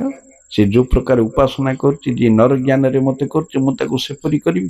ଯେ ଯଥା ମାଂ ପ୍ରପଦ୍ୟନ୍ତେ, ଯୋଉ ପ୍ରକାର ସେବା କରିବ ମୁଁ ସେ ପ୍ରକାର ତା ସହିତ ବ୍ୟବହାର କରିବି। ତେଣୁ ଦର୍ପଣରେ ଯେପରି ନିଛର ମୁଖ ଶୋଭାଟା ବଢ଼େ, ଆପଣଙ୍କ ସେବା କଲେ ଜୀବର ହିଁ ମଙ୍ଗଳ। ଆପଣଙ୍କର ଅବତୀର୍ଣ୍ଣ ଯେ ଜଗତକୁ ଭୟକାରକ ଏକଥା ନୁହେଁ ନା, ଆପଣଙ୍କର ଏ ରୂପ କେବେ ହେଲେ ଭୟପ୍ରଦ ନୁହେଁ। ଲୋକେ ଘରେ ନୃସିଂହ ପୂଜା କରିବେନି, ନୃସିଂହ ଫଟୋ ରଖିବେନି, ନୃସିଂହ ମୂର୍ତ୍ତି ରଖିବେନି, ଭୟକାରକ। ଖରାପ କାମ କରୁଛ, ତେଣୁ ଡରୁଛ। ରାଗିଥିଲା ସମୟରେ ବାପା ପାଖକୁ କିଏ ଯିବେନି, ହସୁଥିବା ସମୟରେ ଆସିବେ। ସେମିତି ଭଗବାନ ତ ସ୍ୱାଭାବିକ ଭାବରେ, ଭଗବାନଙ୍କର ଡେଫିନେସନ କ'ଣ? ଶାନ୍ତାକାରଂ ଭୁଜଗ ଶୟନଂ ପଦ୍ମନାଭଂ ସୁରେଶଂ। ଶାନ୍ତାକାର, ସେ ସୌମ୍ୟ ଶାନ୍ତ ମୂର୍ତ୍ତି। ସେ ଦୁଷ୍ଟ ଦେଖିଲେ ଉଗ୍ର ମୂର୍ତ୍ତି ହୁଅନ୍ତି, କିନ୍ତୁ ନୃସିଂହଦେବଙ୍କୁ ସ୍ତବ କଲା ବେଳକୁ ଉଗ୍ର ମୂର୍ତ୍ତି, ଉଗ୍ର ରୂପ ବୋଲି ସ୍ତବ କରାହଉଛି। ସ୍ଥାନ କାଳ ପାତ୍ରରେ ଭଗବାନଙ୍କର ଅବତାର ସବୁ ସେମିତି। ତେଣୁ ଭକ୍ତ ନିନ୍ଦା ସେ ସହିପାରିବେନି କେବେ ହେଲେ ଭଗବାନ। ସେ କହିଛନ୍ତି ମୋତେ ନିନ୍ଦା କର ପଛେ, ମୁଁ ଭକ୍ତକୁ ନିନ୍ଦ ନା। ଆଉ ବଞ୍ଚିବନି ସେ, ଭକ୍ତକୁ ନିନ୍ଦା କଲେ ସର୍ବନାଶ ହେଇଯିବ। ତେଣୁ ଆପଣଙ୍କର ଏ ଆବିର୍ଭାବଟା ଜଗତର ମଙ୍ଗଳ କାରଣ। ଯେମିତି ବିଲ୍ୱମଙ୍ଗଳ ଠାକୁର କହୁଛନ୍ତି, ପଙ୍କଜ ନାଭସ୍ୟ ସନ୍ତୁ ଅବତାରାଃ ବହବଃ ପଙ୍କଜ ନାଭସ୍ୟ ସର୍ବୋତ ଭଦ୍ରା। ଭଗବାନଙ୍କର ଅନେକ ମଙ୍ଗଳମୟ ରୂପ ଅଛି, ସବୁଗୁଡ଼ିକ ମଙ୍ଗଳମୟ। ତେଣୁ ଆପଣଙ୍କର ଏ ରୂପ ମଙ୍ଗଳମୟ, ଭୟକାରକ ନୁହଁ। ଭୟଙ୍କର କାରଣ କିଏ? ମାୟା। ଏ ମାୟା ହିଁ ଭୟର କାରଣ, ଆପଣ ନୁହଁ।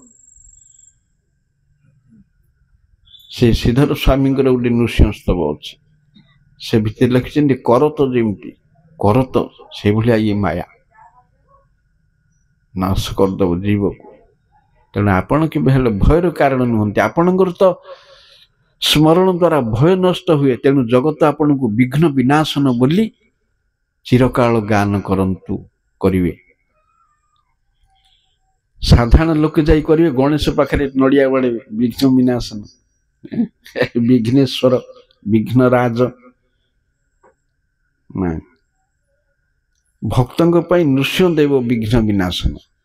ଯତ୍ପାଦ ପଲ୍ଲବ ଯୁଗଂ ବିନିଧାୟ କୁମ୍ଭ ଦ୍ୱନ୍ଦ୍ୱେ ପ୍ରଣାମ ସମୟ ସଗଣାଧିରାଜ ବିଘ୍ନନ୍ ବିହନ୍ତୁ ମଳମସ୍ୟ ଜଗତ୍ରୟସ୍ୟ ବୋଲି କୁହାଯାଇଛି। ଭଗବାନଙ୍କର ଯୋଉ ପାଦ ପଦ୍ମକୁ ଗଣେଶ ନିଜର କୁମ୍ଭ ଉପରେ ଧରି ଜଗତର ବିଘ୍ନ ବିନାଶ ହୋଇଛନ୍ତି, ସେଇ ଗୋବିନ୍ଦଙ୍କୁ ପୂଜା କରୁଛି। ଭଗବାନଙ୍କର ପାଦ ପଦ୍ମକୁ ମସ୍ତକରେ ଧରି ସେ ବିଘ୍ନ ବିନାଶନ ହେଇଛନ୍ତି କର୍ମୀ ମାନଙ୍କ ପାଇଁ। କର୍ମୀ ମାନେ କର୍ମ କଲେ ଗଣେଶାୟ ନମଃ।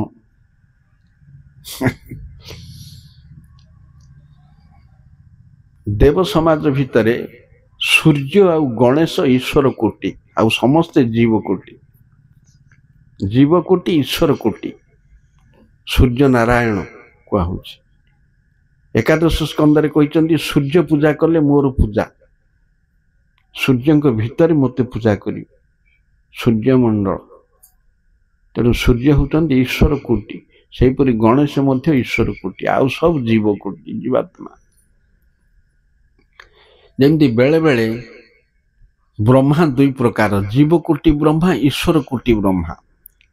କୌଣସି କଳ୍ପରେ ଯଦି କୌଣସି ଜୀବ ବ୍ରହ୍ମା ପଦରେ ବସିଲା ଭଳିଆ ଯୋଗ୍ୟତା ସମ୍ପନ୍ନ ନ ମିଳେ, ଭଗବାନ ନିଜ ଅନୁସାରେ ବ୍ରହ୍ମା ପଦକୁ ଗ୍ରହଣ କରନ୍ତି। ସେ ଈଶ୍ୱର କୋଟି ବ୍ରହ୍ମା। ଜୀବ ଯେତେବେଳେ ହୁଏ ସେତେବେଳେ ଜୀବ କୋଟି ବ୍ରହ୍ମା। ସେମିତି ଗଣେଶ ଯେପରି କର୍ମୀ ମାନଙ୍କର ବିଘ୍ନ ବିନାଶନ, ସେହିପରି ଆପଣ ଜୀବଙ୍କର ବିଘ୍ନ ବିନାଶନ, ଭକ୍ତିର ବିଘ୍ନ ବିନାଶନ ହୋଇ ଚିରକାଳ ଆପଣ ରହିବେ।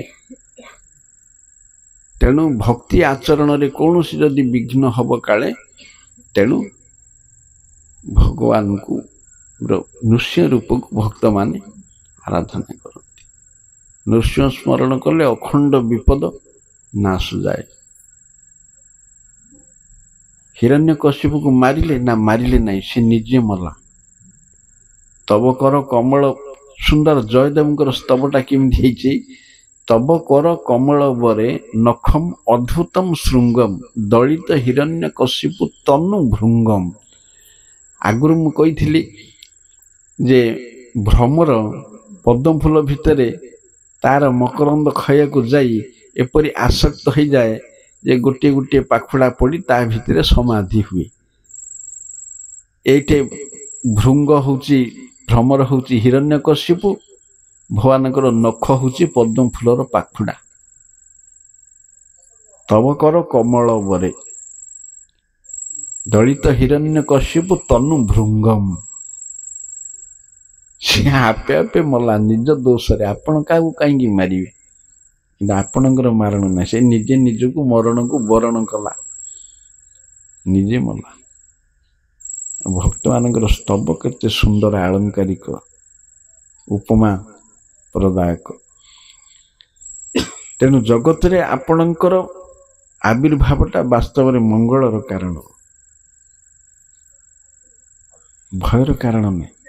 ନୃସିଂହଦେବଙ୍କୁ ବରଂ ଘରେ ରଖି ଆସେ, ରଖିଲେ ଘରର ବିଘ୍ନ ବିନାଶନ ହବ। ସେ କୃଷ୍ଣ ଅର୍ଜୁନ ଫଟୋ ରଖିବେନି ଘରେ, କଳହ ହବ। ମହାଭାରତ ପଢିବେନି।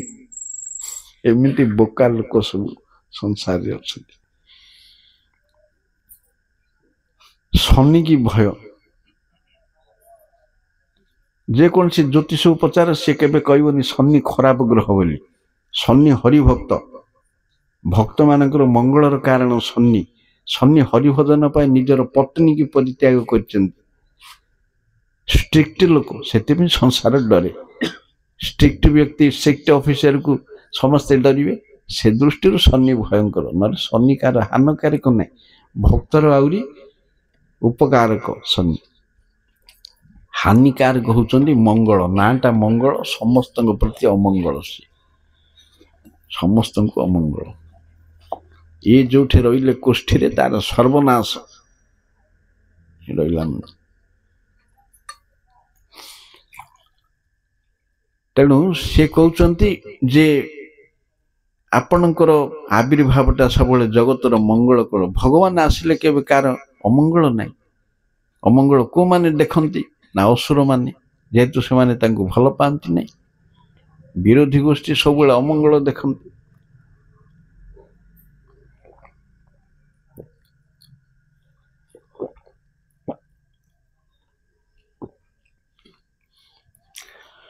ଭଗବତ ଭକ୍ତିହୀନସ୍ୟ ଜାତି କୂଳ କ୍ରିୟା ତପ ଅପ୍ରାଣ ଶୈବ ଦେହସ୍ୟ ମଣ୍ଡନମ ଲୋକ ରଞ୍ଜନମ। ଗୋଟେ ଲୋକର ହରିଭକ୍ତି ନାହିଁ, ତାର ଜାତି କୂଳ ତପସ୍ୟା ସୌନ୍ଦର୍ଯ୍ୟ ସବୁ କିପରି ନା ମୃତ ଲୋକକୁ ସଜେଇବା। ଲୋକଟା ମରିଯାଇଛି, ତାକୁ ଚନ୍ଦନ ଚର୍ଚ୍ଚିତ ଅଳଙ୍କାର ଫୁଲ ମାଳ ପାଟ ପତନି କଣ ହବ? ଲୋକଟା ତ ମଲାଣି, ମଲା ଲୋକକୁ ସଜେଇବା ତାହା ସର୍ବଗୁଣ ସମ୍ପନ୍ନ ଅଭକ୍ତ। ତାହା ଯାହାର ମୂଳ ଜିନିଷ ନାହିଁ, ଆତ୍ମାର ମୂଳ ପରମାତ୍ମା, ତାଠୁ ଆଉ ବଡ଼ କଥା ନାହିଁ। ତା ସହିତ ଯିଏ ଦ୍ରୋହ କରୁଛି ସିଏ କଣ କଲେ କଣ ହବ? ଆଉ ତାର ସେ କୁଆଡୁ ମଙ୍ଗଳ ଆଇବ? ମଙ୍ଗଳ ଜାତ ହବ କୁଆଡୁ? ଆପେ ଆପେ ହବ? ଉପର ବାଲା ନଦେଲେ କେମିତି ଦବ? ସେ ତା ସହିତ ତ ବୈରୀ ଭାବ କଲ। ତେଣୁ ଯେଉଁମାନେ ଭଗବାନଙ୍କ ପ୍ରତି ବୈରୀ ଭାବ ପୋଷଣ କରନ୍ତି ସେମାନେ ଆପେ ଆପେ ହିଁ ନାଶ ଯାଆନ୍ତି।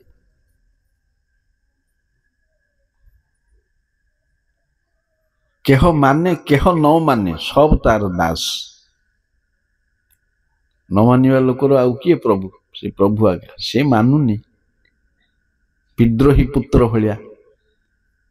କେହ ମାନେ କେହ ନା ମାନେ ସବୁ ତାର ଦାସ, ଯେ ନା ମାନେ ତାର ହୟ ସେଇ ପାପେ ନାଶ। ଯେ ନ ମାନିବ ସେ ପାପରେ ଆଜ୍ଞା ସେ ନଷ୍ଟ ଯିବ।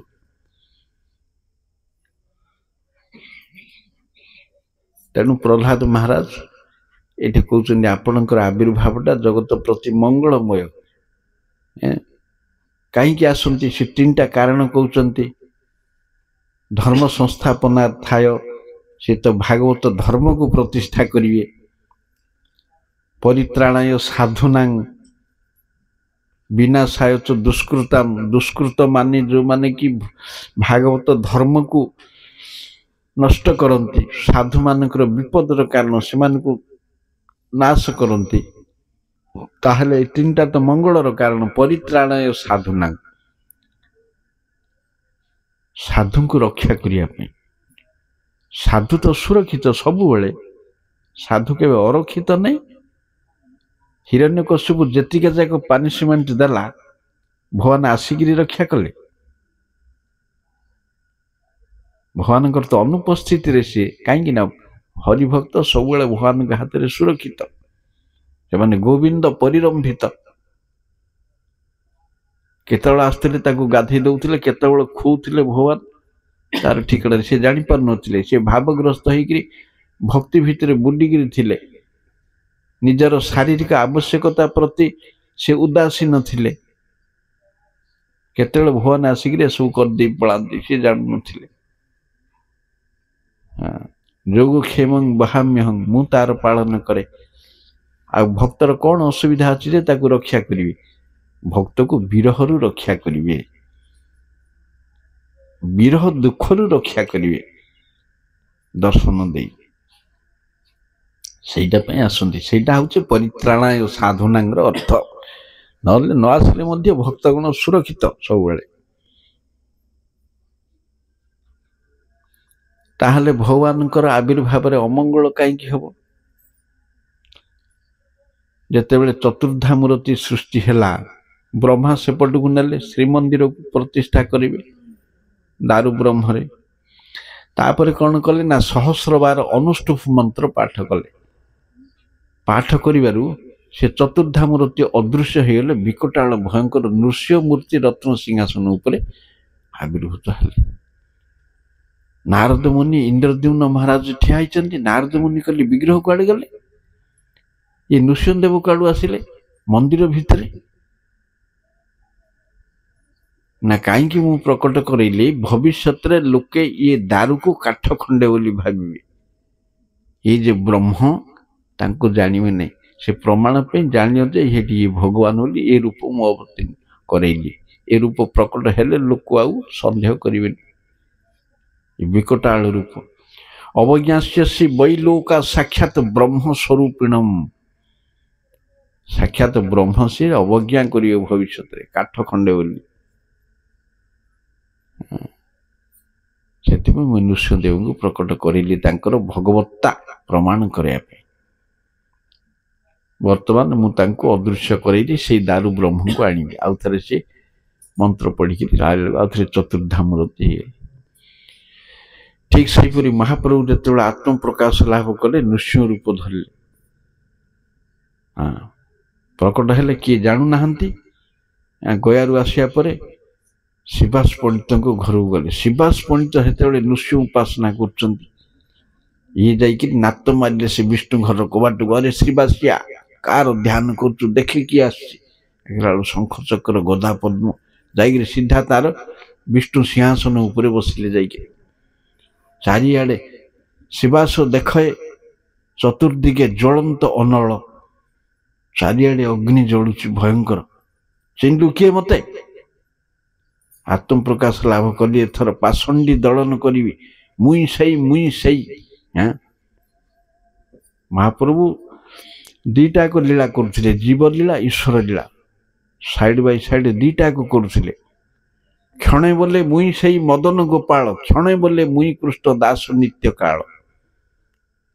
କେତେବେଳେ କୋଉ ରୂପ? ମୁଁ ମତ୍ସ୍ୟ ହେଇକିରି ଆମକୁ ଧରିଲି, ବେଦ ଉଦ୍ଧାର କଲି। ମୁଁ କୁର୍ମ ହେଇ ସମୁଦ୍ର ମନ୍ଥନ କଲି। ମୁଁ ନୃସିଂହ ହେଇକିରି ପ୍ରହ୍ଲାଦ ମାରିଲି। ମୁଁ ବାମନ ହେଇକିରି ବଳିକି ଛଳନା କଲି। ସବୁ ଅବତାର ଗାଇକି ପଳେ। ଯେତେବେଳେ ଈଶ୍ୱର ଲୀଳା ପ୍ରକାଶ କରିବି ଐଶ୍ୱର୍ଯ୍ୟ ଭାବ। ଆଉ ଯେତେବେଳେ ଶିକ୍ଷା ଦାନ କରୁଥିବେ ସେତେବେଳେ ଆଚାର୍ଯ୍ୟ ଲୀଳା ନର ଲୀଳା। ତାଙ୍କୁ ନାରାୟଣ କହିଲେ ରାମ ରାମ ରାମ। ଜୀବକୁ କେବେ ଭଗବାନ କହିବନି ଅଧମ। ଜୀବ ବ୍ରହ୍ମ ହବନି କେବେ। ସେମିତି ଆପଣଙ୍କର ଆବିର୍ଭାବଟା ଜଗତର ମଙ୍ଗଳ କାରଣ। ଏ ମାୟା ହିଁ ବିପଦର କାରଣ। ଜୀବର ଭୟ ଆସେ କାହିଁକି? ଭଗବତ ବସ୍ତୁରୁ ମସ୍ତିଷ୍କକୁ ହଟେଇକିରି ଦ୍ୱିତୀୟ ବସ୍ତୁରେ ଅଭିନିବେଶ କରାଇଲେ ଭୟ ଆସେ। ଦ୍ୱିତୀୟା ତୁ ବୈ ଭୟଂ ଭବତି। ସେଥିପାଇଁ କୁହାଯାଇଛି ସତତଃ ସ୍ମର୍ତ୍ତବ୍ୟ ବିଷ୍ଣୁ ବିସ୍ମର୍ତ୍ତବ୍ୟ ନଜାତୁ ଚିତ୍। 24 ଘଣ୍ଟା ହରିସ୍ମରଣ କରି ରହିବେ, ହରିସ୍ମୃତିରେ ରହିବେ, ହରିଙ୍କ ସାନ୍ନିଧ୍ୟରେ ରହିବେ। 1 ସେକେଣ୍ଡ ତାଙ୍କୁ ଭୁଲିବେ ନାହିଁ। ଭୁଲିଲେ ପ୍ରମାଦ ସମାନ ମାୟା ଜଗିଥିବ ପଶିବ। ସେଥିପାଇଁ କୁହାଉଛି କୀର୍ତ୍ତନୀୟ ସଦାହରି ସବୁ 24 ଘଣ୍ଟିଆ, ସବୁ ନିତ୍ୟ ବୃତ୍ତି। ହରି ସେବାରୁ ହରିଭଜନରୁ ଛୁଟି ନାହିଁ। ଛୁଟି ନେଲେ ମାୟା କୁଟି ଦବ। ସେଥିପାଇଁ ସତତଃ ସ୍ମର୍ତ୍ତବ୍ୟ ବିଷ୍ଣୁ। ଶିବଜୀ କହୁଛନ୍ତି ଜଗତରେ ଯେତେ ନିୟମ କରାହେଇଛି ବିଧି ନିଷେଧ, ଏହା କର ନାହିଁ। ଏ ବିଧି ଗୁଡ଼ାକ ହେଉଛି ସ୍ମୃତିର ଅଧୀନ, ନିଷେଧ ଗୁଡ଼ାକ ହେଉଛି ବିସ୍ମୃତିର ଅଧୀନ। ଏପରି କଲେ ଭଗବାନ ସ୍ମରଣକୁ ଆଇବେ। ତେଣୁ ମୂଳ ବିଧି ହେଉଛି ସ୍ମୃତି। ଏ କାର୍ଯ୍ୟ ଗୁଡ଼ାକ କଲେ ଭଗବାନ ବିସ୍ମୃତ ହେଇଯିବେ। ତେଣୁ ମୂଳ ନିଷେଧ ହେଉଛି ବିସ୍ମୃତି। ତେଣୁ ଜଗତରେ ଯେତେ ବିଧି ନିଷେଧ ସମ୍ବନ୍ଧୀୟ ନିୟମ ସବୁ ସ୍ମୃତି ବିସ୍ମୃତିର ଅଧୀନ। ସେଥିପାଇଁ କରାହେଇଛି ଏଗୁଡ଼ାକ ସବୁ। ସେଥିପାଇଁ 24 ଘଣ୍ଟା ହରିସ୍ମରଣ କରିବେ। ଗ୍ରାମ୍ୟ କଥା ନା ଶୁଣିବ, ଗ୍ରାମ୍ୟ ବାର୍ତ୍ତା ନା ପଢ଼ିବ। ରଘୁନାଥ ଦାସ ଗୋସ୍ୱାମୀ 19 ବର୍ଷରେ ଆଇଲେ। ମହାପ୍ରଭୁ କହିଥିଲେ ଏବେ ଛାଡ଼େ ନା ଘର। କୃଷ୍ଣ ତତେ ଘର ଛାଡ଼ିଲା ବେଳେ ବୁଦ୍ଧି ଦେବେ। तापर सी चोर काम करी आसिले ठकिकी सी वर्णना आइला परे महाप्रभु कहले हाँ प्रभु कहे कृष्ण कृपा बलिष्ठ सभा होते उद्धरिल तमाए विषय विष्ठा गर्त होते कृष्ण कृपा सबुठ बलिष्ठ ये कहते मने मने कृष्ण कृपा मुझे जानी तमर कृपा आका मत आणला घर तापर ताकू रखिले सी 19 वर्षर पिला महाप्रभुंकर सम्मुखीन हो पारती संकुचित हुंती भय स्वरूप दामोदर अंडर ताकू देइचंती तुम्हें यार कथा बुझ ये स्वरूपेर रघु मोर कंपा ग्रुप भितर 3टा रघु अच्छा ये स्वरूपेर रघु सी किसी दिन पर रघुनाथ दास गोस्वामी स्वरूप दामोदर को पचारे महाप्रभु को पचार मते कहीं घर छड़ेले मते कहीं घर छड़ेले कि कार्य स्वरूप दामोदर पचारे महाप्रभु को रघुनाथ पचार घर कहीं छड़ेल कर्तव्य कौन ड्यूटी कौन सी करेंगे ना तुम हाथ में पूरा देली तमें बुझौन तुमको देली हौ जदि मत पचारचु मो मुहरे शुणे मो संक्षेप कहूँ ग्राम्य कथा ना शुणे ग्राम्य वार्ता ना पढ़े संसार कथा शुणवनी संसारी जिनस किसी पढ़िया हम ना भाल ना खाइबे भाल ना परिवे भल खाइबनी भल पिंधिबनी अमानी मानंद होया कृष्ण नाम सदा लबे ब्रज सेवा मानसिक भाव करिवे जा एति होचे मिनिमम एति कले सब हो बैराग्य करिवे सदा नाम संकीर्तन शाक पत्र फल मूले उदर भरण उदर अपेक्षा नहीं जो जहाँ मिलला शाक पत्र माकड़ जमी गाई गोरु पूरेगी पेट भर्ती कर आहार अपेक्षा नहीं स्वाद सुंदर चिकन मधुर जो जहाँ मिलला जदृच्छा लाभ साधु संतुष्ट हेबे जिह्वा लालसा कले माछ जमी पड़ जाए कंटार सेमती पड़जी जिह्वा बड़ विषाद तेणु जीवर जो संबंधी दुर्बलता होना कहीं ताको विनाश करने नृसिंहदेव जाग्रत कौन सी व्यक्ति भक्त निंदा कर तार प्रतिकार नृसिंहदेव करेंगे हाँ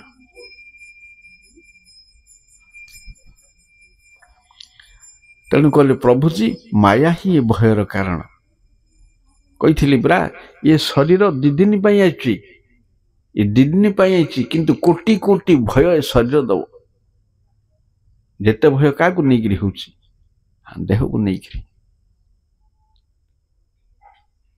देह स्मृति नहीं जार संसार बंधन कहाँ तार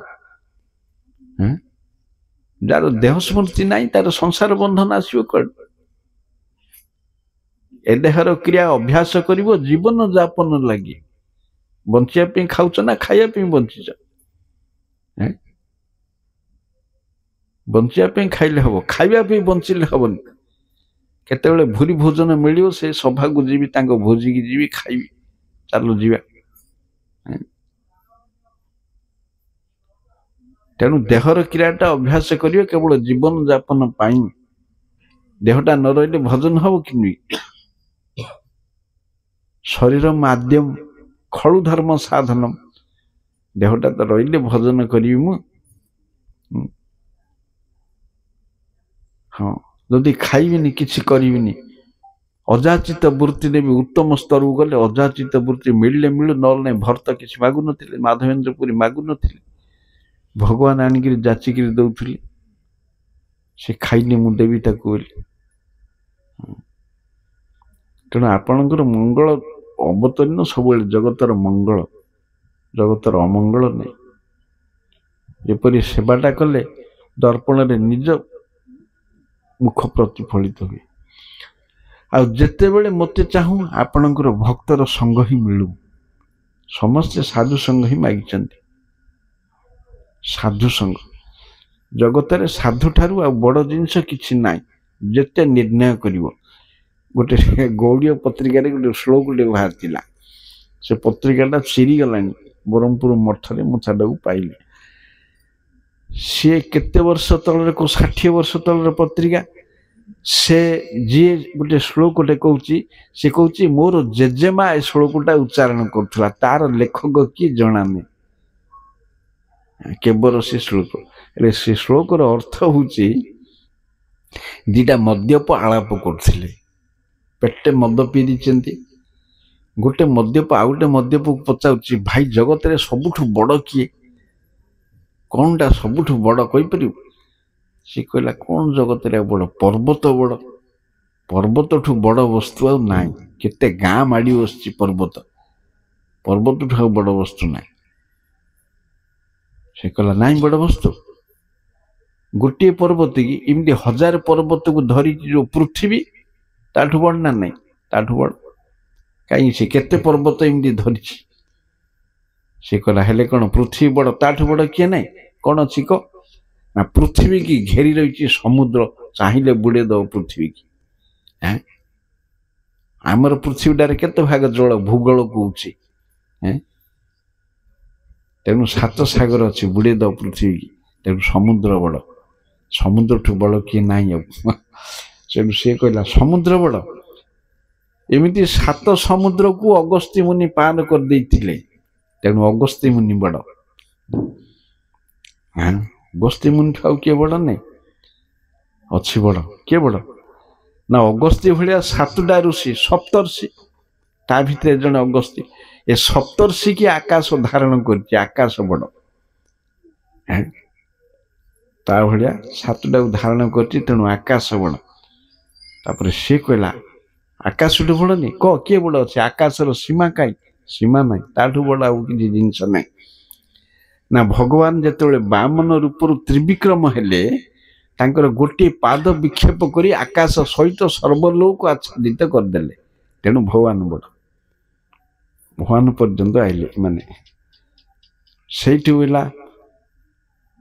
कह भगवान ठू किए बड़ अच्छे बड़ नहीं किए भगवान गोटे पादरे ये आच्छादन करथिले भक्त तांकर 2टा जाक पाद हृदय धरची तेणु भक्त बड़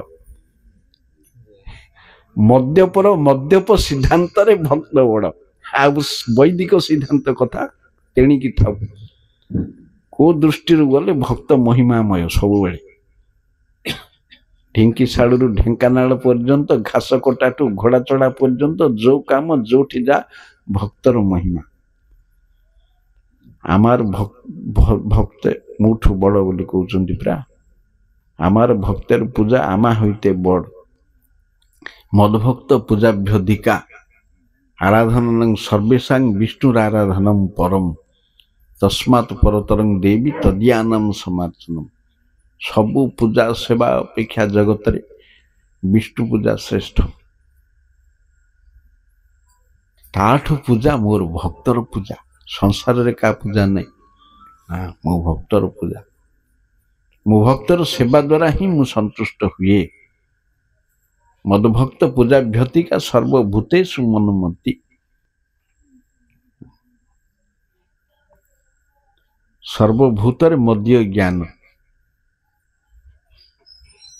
सेपरी 3 प्रकार भक्तर कथा एकादश स्कंद रे कहउचंदी कनिष्ठ मध्यम उत्तम कनिष्ठ भक्त होची प्राकृत भक्त माने जो मानकर पतन संभावना अच्छी से माने केवल विग्रह उपासना आउ साधु सेवा ग्रंथ सेवा ये सब तांकर ना विग्रह सेवा ही करते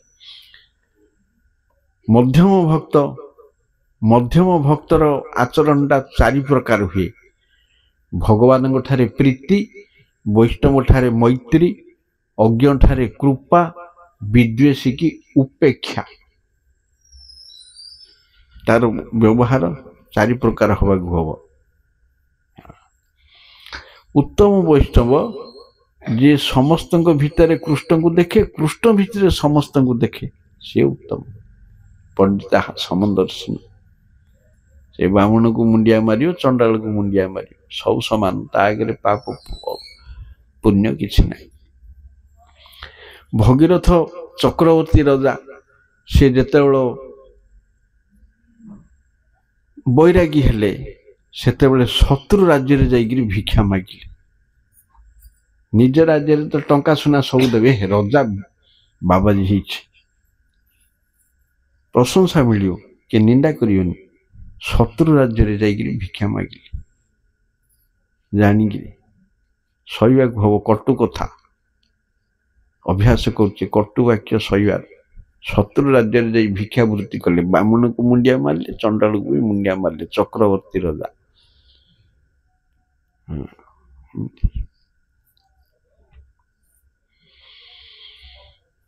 तेणु साधु माने ध्रुव महाराज प्रहलाद महाराज साधु संग मागिचन समस्त जते जदि साधु संग अच्छी जीवन विपथगामी होवार संभावना नहीं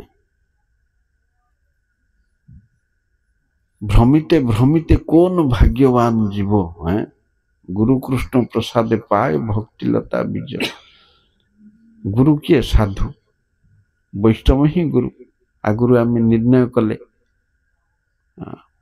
अवैष्णव गुरु ही पारियोनी केबे हेले से अवैष्णव निज को पवित्र करि पारियोनी आउ का कोन करियो से ये कहले परा ब्राह्मण जदि वर्ण श्रेष्ठ सी एई भली अवस्था आउ का कथा कहबा तेणु नृसिंहदेव को प्रहलाद महाराज स्तव रे सब कहउचंती जे आपण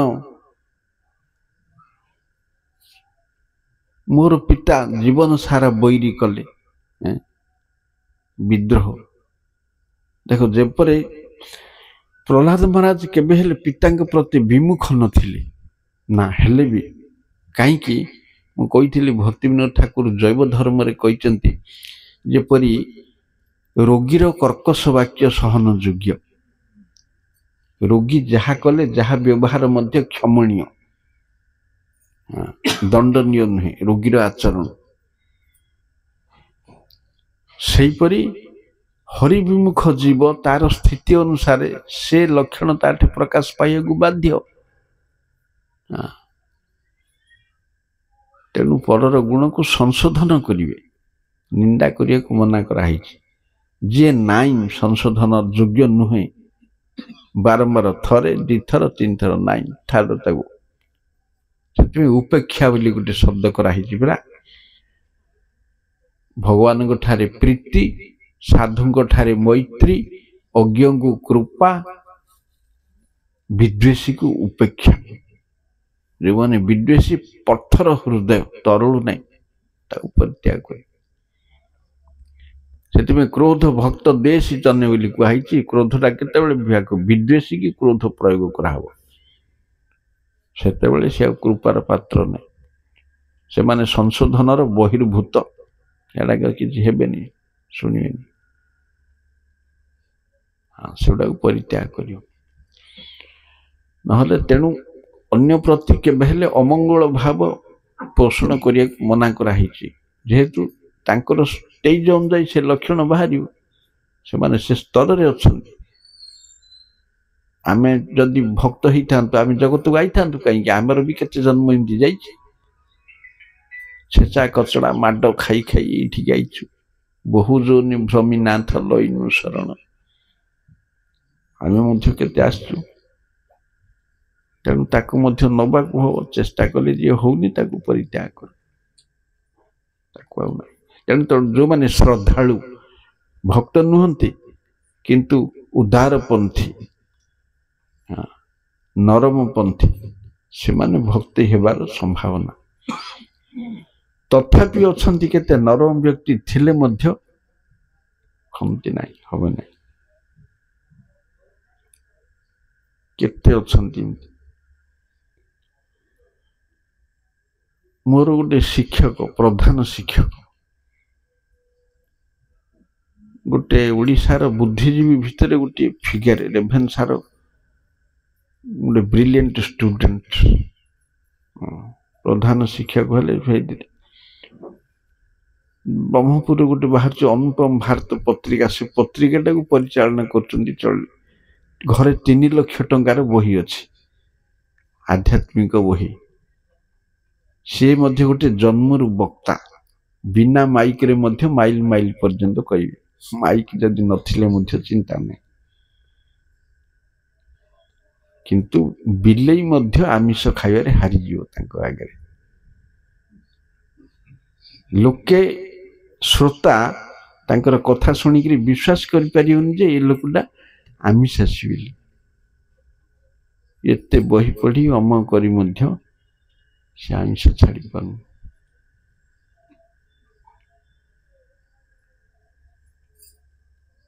पाठ पढ़ले कौन हम कहते पूरा कागज बाघ शब्द ब्रह्म निष्णात केते अछंती परम ब्रह्म नाई मु केते दिन रे एबे जाइकरी केते वर्ष तले भेटिली मो आगे मध्य मोर आ गोटे क्लासमेट टे गला ता आगे मध्य से आइंस कथा घंटा घंटा धरी आलोचना होची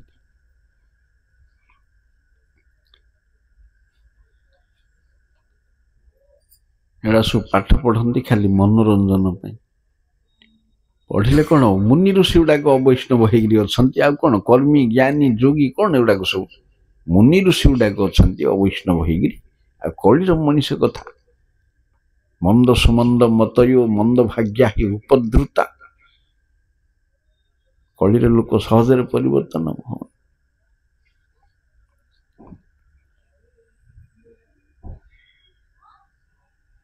कर्म ज्ञान ठक दुई मोरे प्रतारिया लई अवशेष फेले सिंधु जले एहने समय बंधु तुमी कृष्ण कृपा सिंधु कृपा करी तोल मरे बल भगवान भक्त होगा सहज कि काम स्तैर हृत ज्ञान प्रपद्यंतन्य देवता जो मानकर चित्त भौतिक कामना द्वारा दूषित होगी आकर्षित होगी से देवता शरण नियंती सीना विष्णु पाखक आसती नहीं आमर भागवत द्वितीय स्कंदरे गोटे विराट तालिका दिखाई काठू कौन मागिले मिले हैं सौंदर्य कामी क्या पूजा करेंगे जो माने राज्य चाहती क्या पूजा करेंगे विद्यावान क्या पूजा करेंगे धनार्थी क्या पूजा करेंगे पत्नी चाहिए क्या पूजा करेंगे प्रजा संतान सृष्टि करने को चाहिए क्या पूजा करेंगे आरोग्य स्वास्थ्य चाहिए क्या पूजा करेंगे सब अच्छी शेषक कौन कहते अकाम सर्वकाम बा मुख्य काम उदारोधि तीव्रेन भक्ति जोगेन जजेत पुरुषम परम कि हो एमान को पूजा करी लाभ कौन तुम्हें अकाम हुओ कि मुख्य काम हुओ कि सर्वकाम हुओ विष्णु को ही पूजा कर तीव्र भक्ति जोग द्वारा सब सी देवे हैं सीएमटी नदेवे गोटे जिनस अच्छे अकाम कामना निष्कामी जी भक्ति मुख्य काम ज्ञान मार्गी सर्वकाम कर्मी समस्त विष्णु सेवा करिवार अधिकार अच्छे देव पूजार अधिकार नहीं देव पूजा कले व्यक्ति चंडाल हो जाए देवतार उच्छिष्ट खाइबा देवता पूजा करिया कले देवता अच्छे किंतु देव निंदा करिया हबनी जेहेतु से माने वैष्णव अवश्य सकामी वैष्णव हड़ाक सकामी से सुखदेव भागवत श्रवण वंचित करदे जितेबाला परीक्षित महाराज को भागवत कहू आसिले देवता माने जो माने कि निज कार्य लक्ष्य हासिल पटु से माने गोटे अमृत कलश धरी आइले सुखदेव पाख कहले ये सर्प विषय मरिब तेणु आपको अमृत खुई दिंतु ये अमर हो बदल कथामृत आमको कही दिंतु अदल बदल कर दिंतु सुखदेव गोस्वामी कहले कहीं काच कहीं कांचन कहीं ये समुद्रर सुधा कहीं ये भागवत सुधा कहीकि देवता को बाहर करदे रिजेक्ट करदे तमें एलिजिबल नहीं शुणिया घर पड़ा तमें सकामी सकामी से माने धर्म अर्थ काम वाला देवता माने किए के विष्णु सेवा करुच्ची भक्त होची माड खाइले दैत्यठू भगवान पाखु पलैबे आस रक्षा कर आउ थे राज्य देदेले तुम पला आउ थे माड खाइला जे आइब किए गोटे भक्त होनी से माड खाऊं पछे दैत्यठू खंडिया खाबरा कर कुडिकी पिटुंट तथापि किए भक्त होनी से जानुंट संसार एमती ए पृथ्वी रे नहीं ब्रह्मलोक पर्यंत सब चलती सब जिनस आब्रह्मा भुवना लुका फूलकुठू 14 भुवन सारा से अवस्था इला जड़ समाज जड़ शरीर जड़ जगत आर धर्म सबुठ से असूया हिंसा द्वेष लगी रही अशांत अधर्म अन्याय अप्रीति तेणु जोटे हरिभक्ति अच्छी सी नर्क हेले मध्य वैकुंठ से कहते परा पशु पक्षी हये थाकी स्वर्गे बा निरय मु पशु ही पारे पक्षी ही पारे स्वर्ग थाई पारे नर्कर हो पारे किंतु भक्तिर कंडीशन जीवर कर्तव्य भक्ति आचरण करिया भक्ति आचरण बल तो सी ऑटोमेटिक तार संसार से ये वैकुंठ हो प्रभुपाद कहते भूलोक गोलोक अनुभूति हम कि हम जेकोसी पर्वत देखिले गोवर्धन स्मरण कर जेकोसी नदी देखिले जमुना स्मरण कर जलाशय देखिले राधाकुंड श्यामकुंड स्मरण कर वृद्ध नर नारी देखिले नंद यशोदा स्मरण कर स्त्री देखिले ब्रजांगना स्मरण कर समस्त को हाँ ताहले आ भूलोक अनुभूति रहिबो नाही भूलोक रे गोलोक कृष्ण चेतनशील जीवन यापन करिया हम गृहस्थ हुआ परुआ नहीं किंतु अनासक्त होकर रुह से बुझुंट परा रूप सनातन को गोटे दूषित नारी तार गोटे जार पुरुष सहित संबंध अच्छी सी गृह कर्म को निखुण रूपे करे पट्टु सहित भूल हेले काले घर लोक जानदेवे ये अन्य मनस्क होकर काम कर तेणु सुचारू रूपे संपादन करे किंतु मनुटा थाए जार पुरुष पाखरे किमिति ताकु जाइगिरी भेटिबो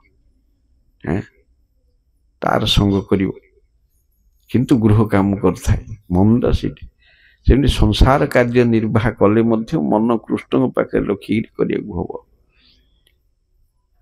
मते जन्म मिली मोर प्रारब्ध वशत मुझे भोग करुच्ची मुझे भोग करी करी मुझे क्षय करी ए जन्म को जड़भर्त सबारे बोहिबा पे योग्य नहीं से काम पे योग्य थिले किंतु एटा मोर कर्मर मिली प्रारब्ध या पालन कले ये मोर क्षय हो बोली से सबारी मुंडेले ठीक सबारी बोहिबा लोक नहीं क्षत्रिय को बुहेले शूद्र मानकर संगरे गले एटा मो कपाल थिला एटा मोर कर्मणा दैव नत्रेण जंतर्देह प्रपत्तये कर्म फल जीव अनेक शरीर प्राप्त हुए तेणु यहाँ मत मिली से भक्त हेले मत से सैले सीना सी केयर तू कहीं मत बुहौचु किए सी बस केड़ बड़ लोक मोठू बड़ कि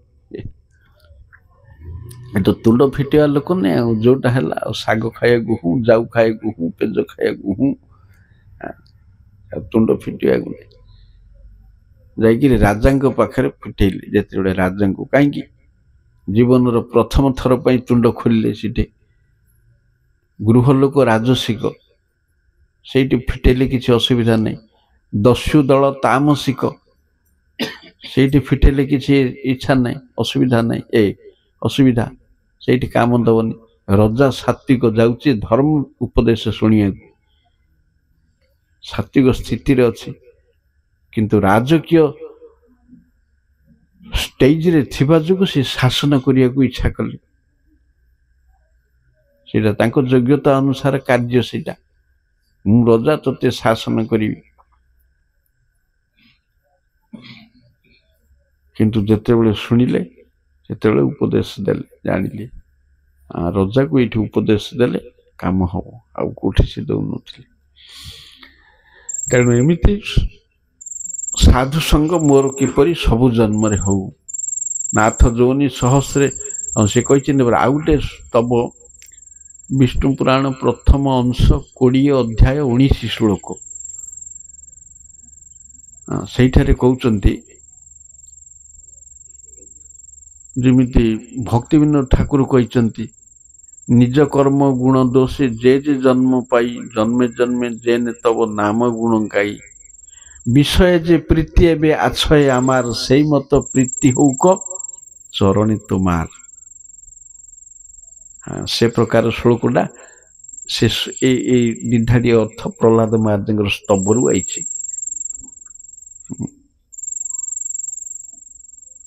जे विषय लोकर विषय वासनार जेपरी मन रही सेपरी मनटा मोर आपण ठारे रहू विषय न रही से मनटा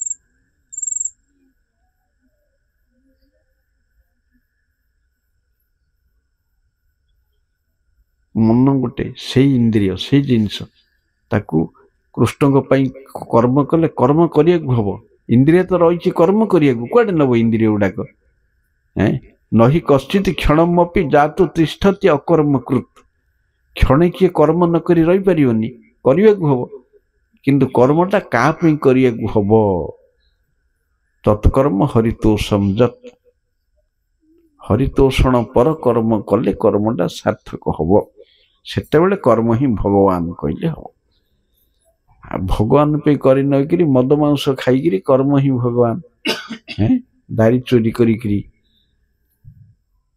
कृष्ण कर्म करी कृष्ण घर टेकी कृष्ण बजार को जी कृष्ण चाकरी करी अर्थ आनी कृष्ण सेवा करी तुम्हार सेवा दुख है जत से तो परम सुख सेवा सुख दुख परम संपद नाशय अविद्या दुख अलसुआ पड़ी हालिया पड़ी एत काम किए कर संक्षेप चल दियो सेवा जनित जेते दुख होची से सुखर कारण ता द्वारा जीवर सदगति किंतु संसार सेवारे ना संसार सेवारे बंधन अच्छी पिलार बाली खेल कृष्णकर बाली खेल समान समान भगवानकर प्रतिटी कार्य प्रतिटी लीला प्रतिटी क्रीड़ा भक्त मानकर विनोदार्थ आनंद निमित्त तेणु से सब मुक्तिर कारण तेणु भगवान जगत को आसिले जहाँ सब कार्य करती से कहते परा रासलीला प्रसंग में सुखदेव गोस्वामी अनुग्रहाय भूतानां मानुषी तनुमाश्रित भजते तादृशी क्रीड़ा जहाँ श्रुत्वा तत्पर भवेत मु जगत को आसिले जो लीला सब करी जी तो देखियो समसामयिक लोके परवर्ती पीढ़ी लोके से जिनिस को मुनि ऋषि माने शास्त्र रे लिपिबद्ध कले ताकू पठन पाठन कीर्तन अनुशीलन करी लोके मुक्त हेबे तेणु जीवंकर अनुग्रह पाई मु सब लीला करे भगवानकर नाम कीर्तन रूप गुण लीला कीर्तन एगुड़ा कौन भगवान जो सब कार्य करते से वास्तव में सब मुक्तिर कारण तेणु मुझे लीला गुड़िक कर शास्त्र मुनि ऋषि मैंने लिखिले लोके ताको पढ़ी शुणी आनंद पाइबे से आपणकर आविर्भावटा जगत रे सब मंगलमय अमंगल नहीं कि भयर कारण नहीं भय केवल माया ये कर तो तुल्य काटिदेव पूरा माया ठू भयंकर आउ किछि नहीं जगत ये देह आमको भयं वै द्वितीयात बोली कहते नवଯोगेन्द्र भयं द्वितीयाभिनिवेशतः स्यात् ईषादपेतस्य विपर्यय स्मृति जीवर स्मृति जिते विपर्यय होइथिबो ईश वैमुख्य भाव आसियो भगवान को छाड़ी मन द्वितीय जिनस निवेश करियो सेतले भय आसी आक्रमण करियो निर्भय से केबे हेई परियोनी दुर्बलता आसिक आत्मा को ग्रास करियो सब हेले हो नर नहीं भगवान को इच्छा से चलियार अच्छी गुड़ाक एत संग्रह करने कौन आवश्यक वस्तु एत जटिल जीवन यापन करने कि आवश्यक सरल होगा हम सब गंडे खाई खंडे पिंधिया कहछि पूरा ए देहर क्रिया अभ्यास करिवो जीवन यापन लागि बंचिया को देहर क्रियाटा नहले ना एते देह को सजेया को हबनी 50 मांस को सजेले कौन हम बिलुआ कुकुर खाइब छेलीटा मरिया को जाउछि ताकू निया हबो बुदा पका हबो ताकू घास बिडाटी देला रुचियो आउडिए गले मु मरी ए घास खाइगिरी कौन हो काली सकाळु फांसी पाइयो आज सुंदर स्त्री देले मध्य ताकू पिता लागियो से चिंता करथो सकाळु मु मरी फांसी खुंटरे झुली जदि मरणर भय सबुले जीव पाखरे रहंता कंस भलिया केतेले मते आज मारी पके से चिंता करूची तो कृष्ण चिंता कला 24 घंटा हला भयात भय रु पाइला से कामटा कौन गुरु ब्राह्मण हत्या गुरु ब्राह्मण हत्या करी करी कंस पाइला कृष्ण ये जो माने भगवान कर पाद पद्म च्युत निर्वाण सुख पाई ज्ञान साधन करती एटा असुर असुर माने जो गति पाती ज्ञानी माने से गति पाती ब्रह्मांड पुराण रे गोटे श्लोक अच्छी सिद्ध लोकस्तु तमसह पार जत्र बसंती सिद्ध ब्रह्म सुखे मग्ना दैत्याश्च हरिणा हता सीटा सिद्ध लोक मुक्ति लोक जो 10टा पिला नहीं थिले महाविष्णु जो माने ज्ञान साधन करती सिद्ध माने सीटा को पाती जो दैत्य माने हरि द्वारा निहत होती से जगह को पाती हरि द्वारा निहत होइतिबा असुर माने वैकुंठ प्रवेश करती शांत दास्य वात्सल्य माधुर्य भक्त ही जानती से निर्वाणटा पाती से निर्वाणटा पाते जेहेतु तांकर चिंता करचंती किंतु प्रतिकूल भाव करचंती अनुकूल सेवा करना मैत्री भाव नहीं भगवान को सहित तेणु घरे पुरेलेनी भगवान घर बाहर रखिदेले मते चिंता करची बोली तते एठी घिनी आनली से राज्य से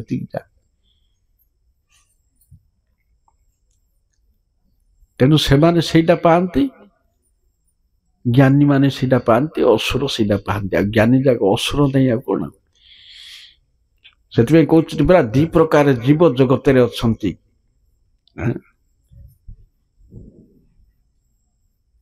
द्वे भूत स्वर्ग लोके अस्मिन् दैवी आसुर मेवच विष्णु भक्त स्मृत दैव आसुर तत् विपर्जय 2 प्रकार लोक जगत रे अछंती दैवी आसुरी जो माने विष्णु भक्त दैवी आ सबु असुर कर्मी ज्ञानी जोगी नास्तिक पाषंड सब असुर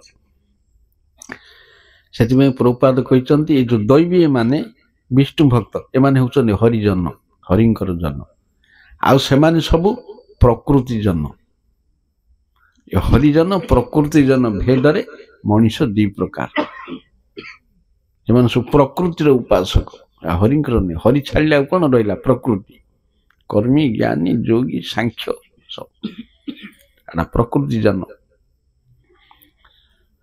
जो माने हरिंकर पाद पद्म आश्रित हरि सेवारे नियुक्त हरि नाम हरि कीर्तन पर एवं सब हरिजन से माने दैवी आ सब आसुरी दैवी गुण संपन्न जेते सब भागवत रे गीता रे वर्णना कर सबुर मूल कारण हरिभक्ति सबु गुण गुड़िक हरिभक्तिर अधीन महत्व गुण रही हेनी दिव्य गुण रही सब गुण जाक जगत रे केते गांधी को बंधु भाया थे ताठू आहरी निर्माया नीतिपरायण व्यक्ति थे खाली नीति की जाबुड़ी धरती भक्ति की नहीं तू पतिव्रता नारी कुल स्त्री तू कूल नहीं तो घरे था आमे कृष्ण रही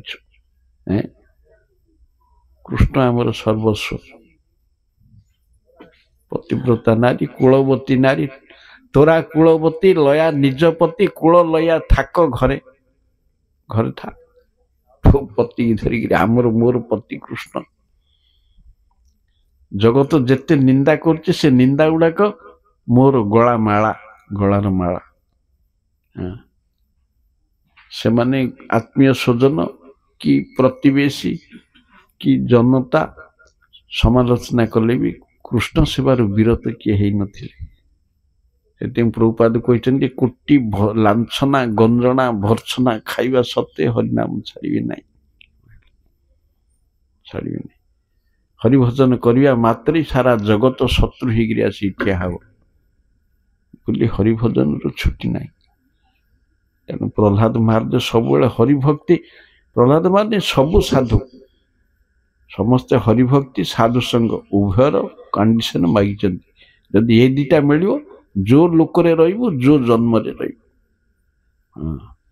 जो जन्म रे रहिबो से श्लोकटा होची जाप्रीति रविवेकानंद विषय सन पाइनी त्वामनु स्मरत सामे हृदया नाप सर्पतु विवेकी अविवेकी लोकंकर विषय वासना रे जेपरि चित्त रहे मोर से प्रकार वासनाटा आपणकर पाद पद्म अपसारित न हेउ से मन से बुद्धि से इंद्रिय से शरीर सियाड़ू हटे इे लगेदे भक्ति सब इंद्रिय काम कर इंद्रिय केबे रहिबनी अशांत नीरव होइकरी सब काम कर कि कृष्ण कर ज्ञानी जो माने ना खाइबे ना खुएबे निजे भोग करें सब माया तेणु मायावादी से माने कृष्ण को मध्य देवेनी ना भगवान निराकार सी खाइबे आ संसार कहीं कृष्णार्थे अखिल चेष्टा सबू से 5 प्रकार वैराग्य अच्छी 4 प्रकार रिजेक्ट वैराग्य फल्गु वैराग्य श्मशान वैराग्य मर्कट वैराग्य शुष्क वैराग्य जिते जीव युक्त वैराग्य हम सीटा भक्ति हम युक्त वैराग्य कौन ना ए ठू जेड सबू जेते संसार वस्तु कृष्ण सेवारे लगौची प्रसाद ग्रहण कर सबू खाऊची सबू खाऊची सबू कर मौन रही को इंद्रिय को शून्य करनी किंतु से वैरागी समस्त मु 12 वर्ष है मौनी खाली पानी पीकी रही बणरे रही सेटा वैराग्य नहीं सब कृष्ण को प्रदान करेंगे कृष्ण प्रसाद ग्रहण करेंगे सी हूँ नंबर 1 वैराग्य जो मैंने 24 घंटा हरि कीर्तन करती से माने सर्वश्रेष्ठ मौनी 24 घंटा हरि कीर्तन कर संसार कीर्तन करूनी संसार कीर्तन रु छुट्टी नेवार नाम मौन किंतु से जीव को लगेनी हरि कीर्तन ये लगे ताठू कोटि गुण उपकारी ये सबू इंद्रिय को कृष्ण सेवारे लगाओ बोली कही ऋषिकेश सेवन भक्ति रुच्यते केते प्रकार भक्तिर संज्ञा रही सर्वोपाधि विनिर्मुक्त तत्पर तेन निर्मल ऋषिकेश सेवन भक्ति रुच्यते पंचरात्र नारद पंचरात्र उपाधि मुक्त हब भक्ति का कहते उपाधि मुक्त हब सर्व उपाधि विनिर्मुक्त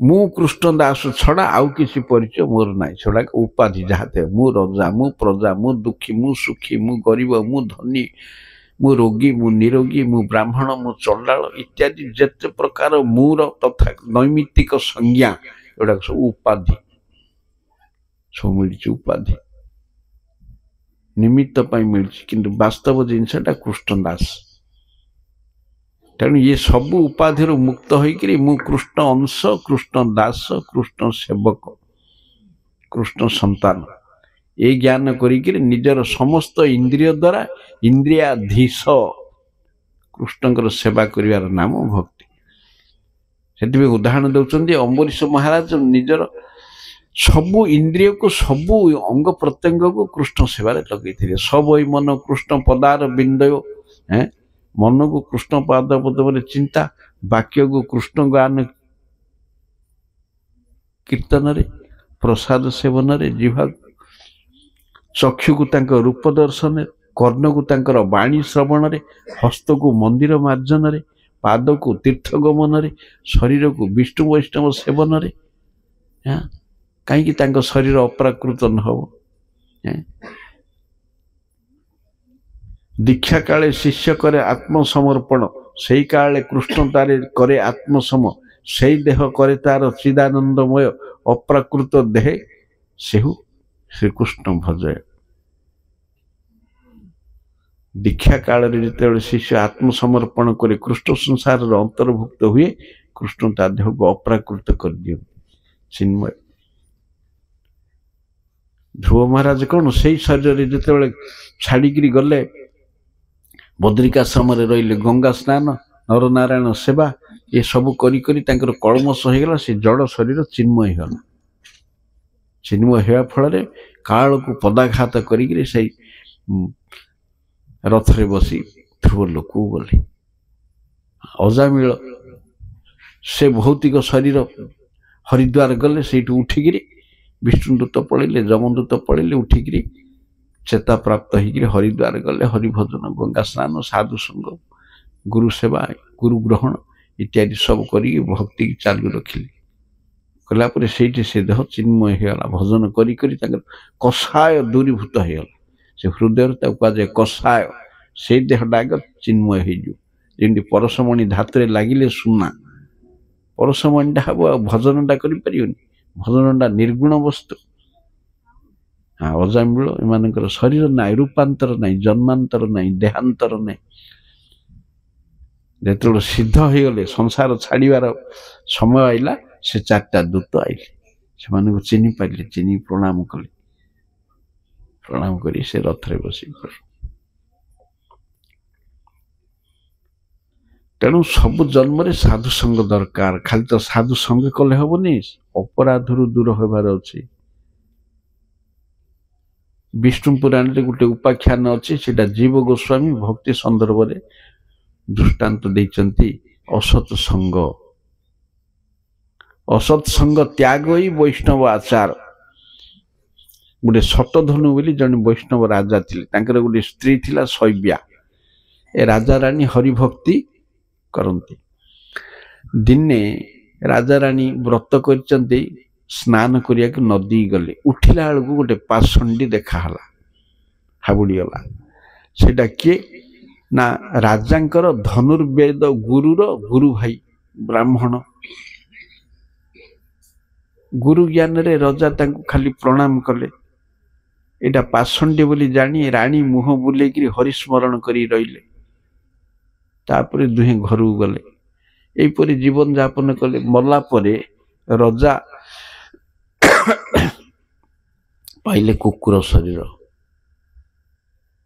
ବିଦିଶା ନଗରରେ କୁକୁର ହିଁ ଜନ୍ମ ହେଲେ। ରାଣୀ କାଶୀ ରଜାଙ୍କର ଝିଅ ହିଁ ଜନ୍ମ ହେଲେ। ରାଣୀ ଥିଲେ ଜାତିସ୍ମରା, ପୂର୍ବଜନ୍ମ କଥା ସବୁ ମନେ ଥାଏ।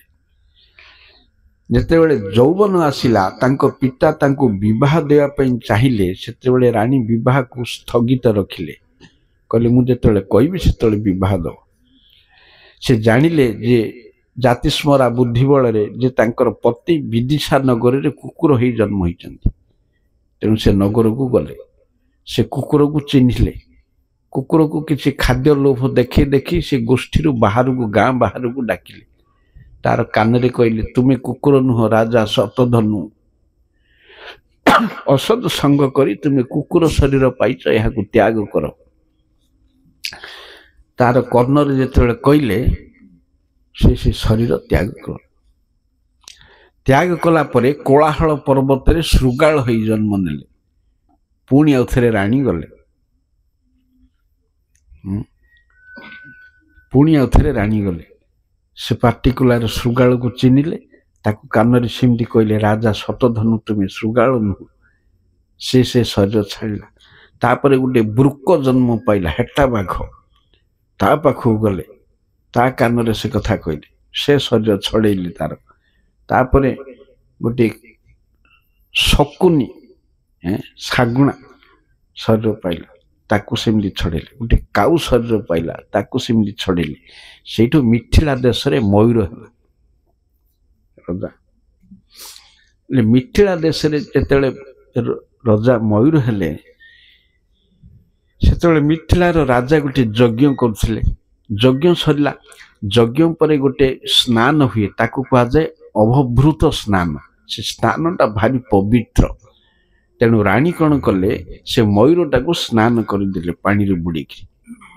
ଯେତେବେଳେ ସ୍ନାନ କରିଦେଲେ ସେ ମିଥିଳା ରାଜାର ପୁଅ ହୋଇ ଜନ୍ମ ହେଲେ।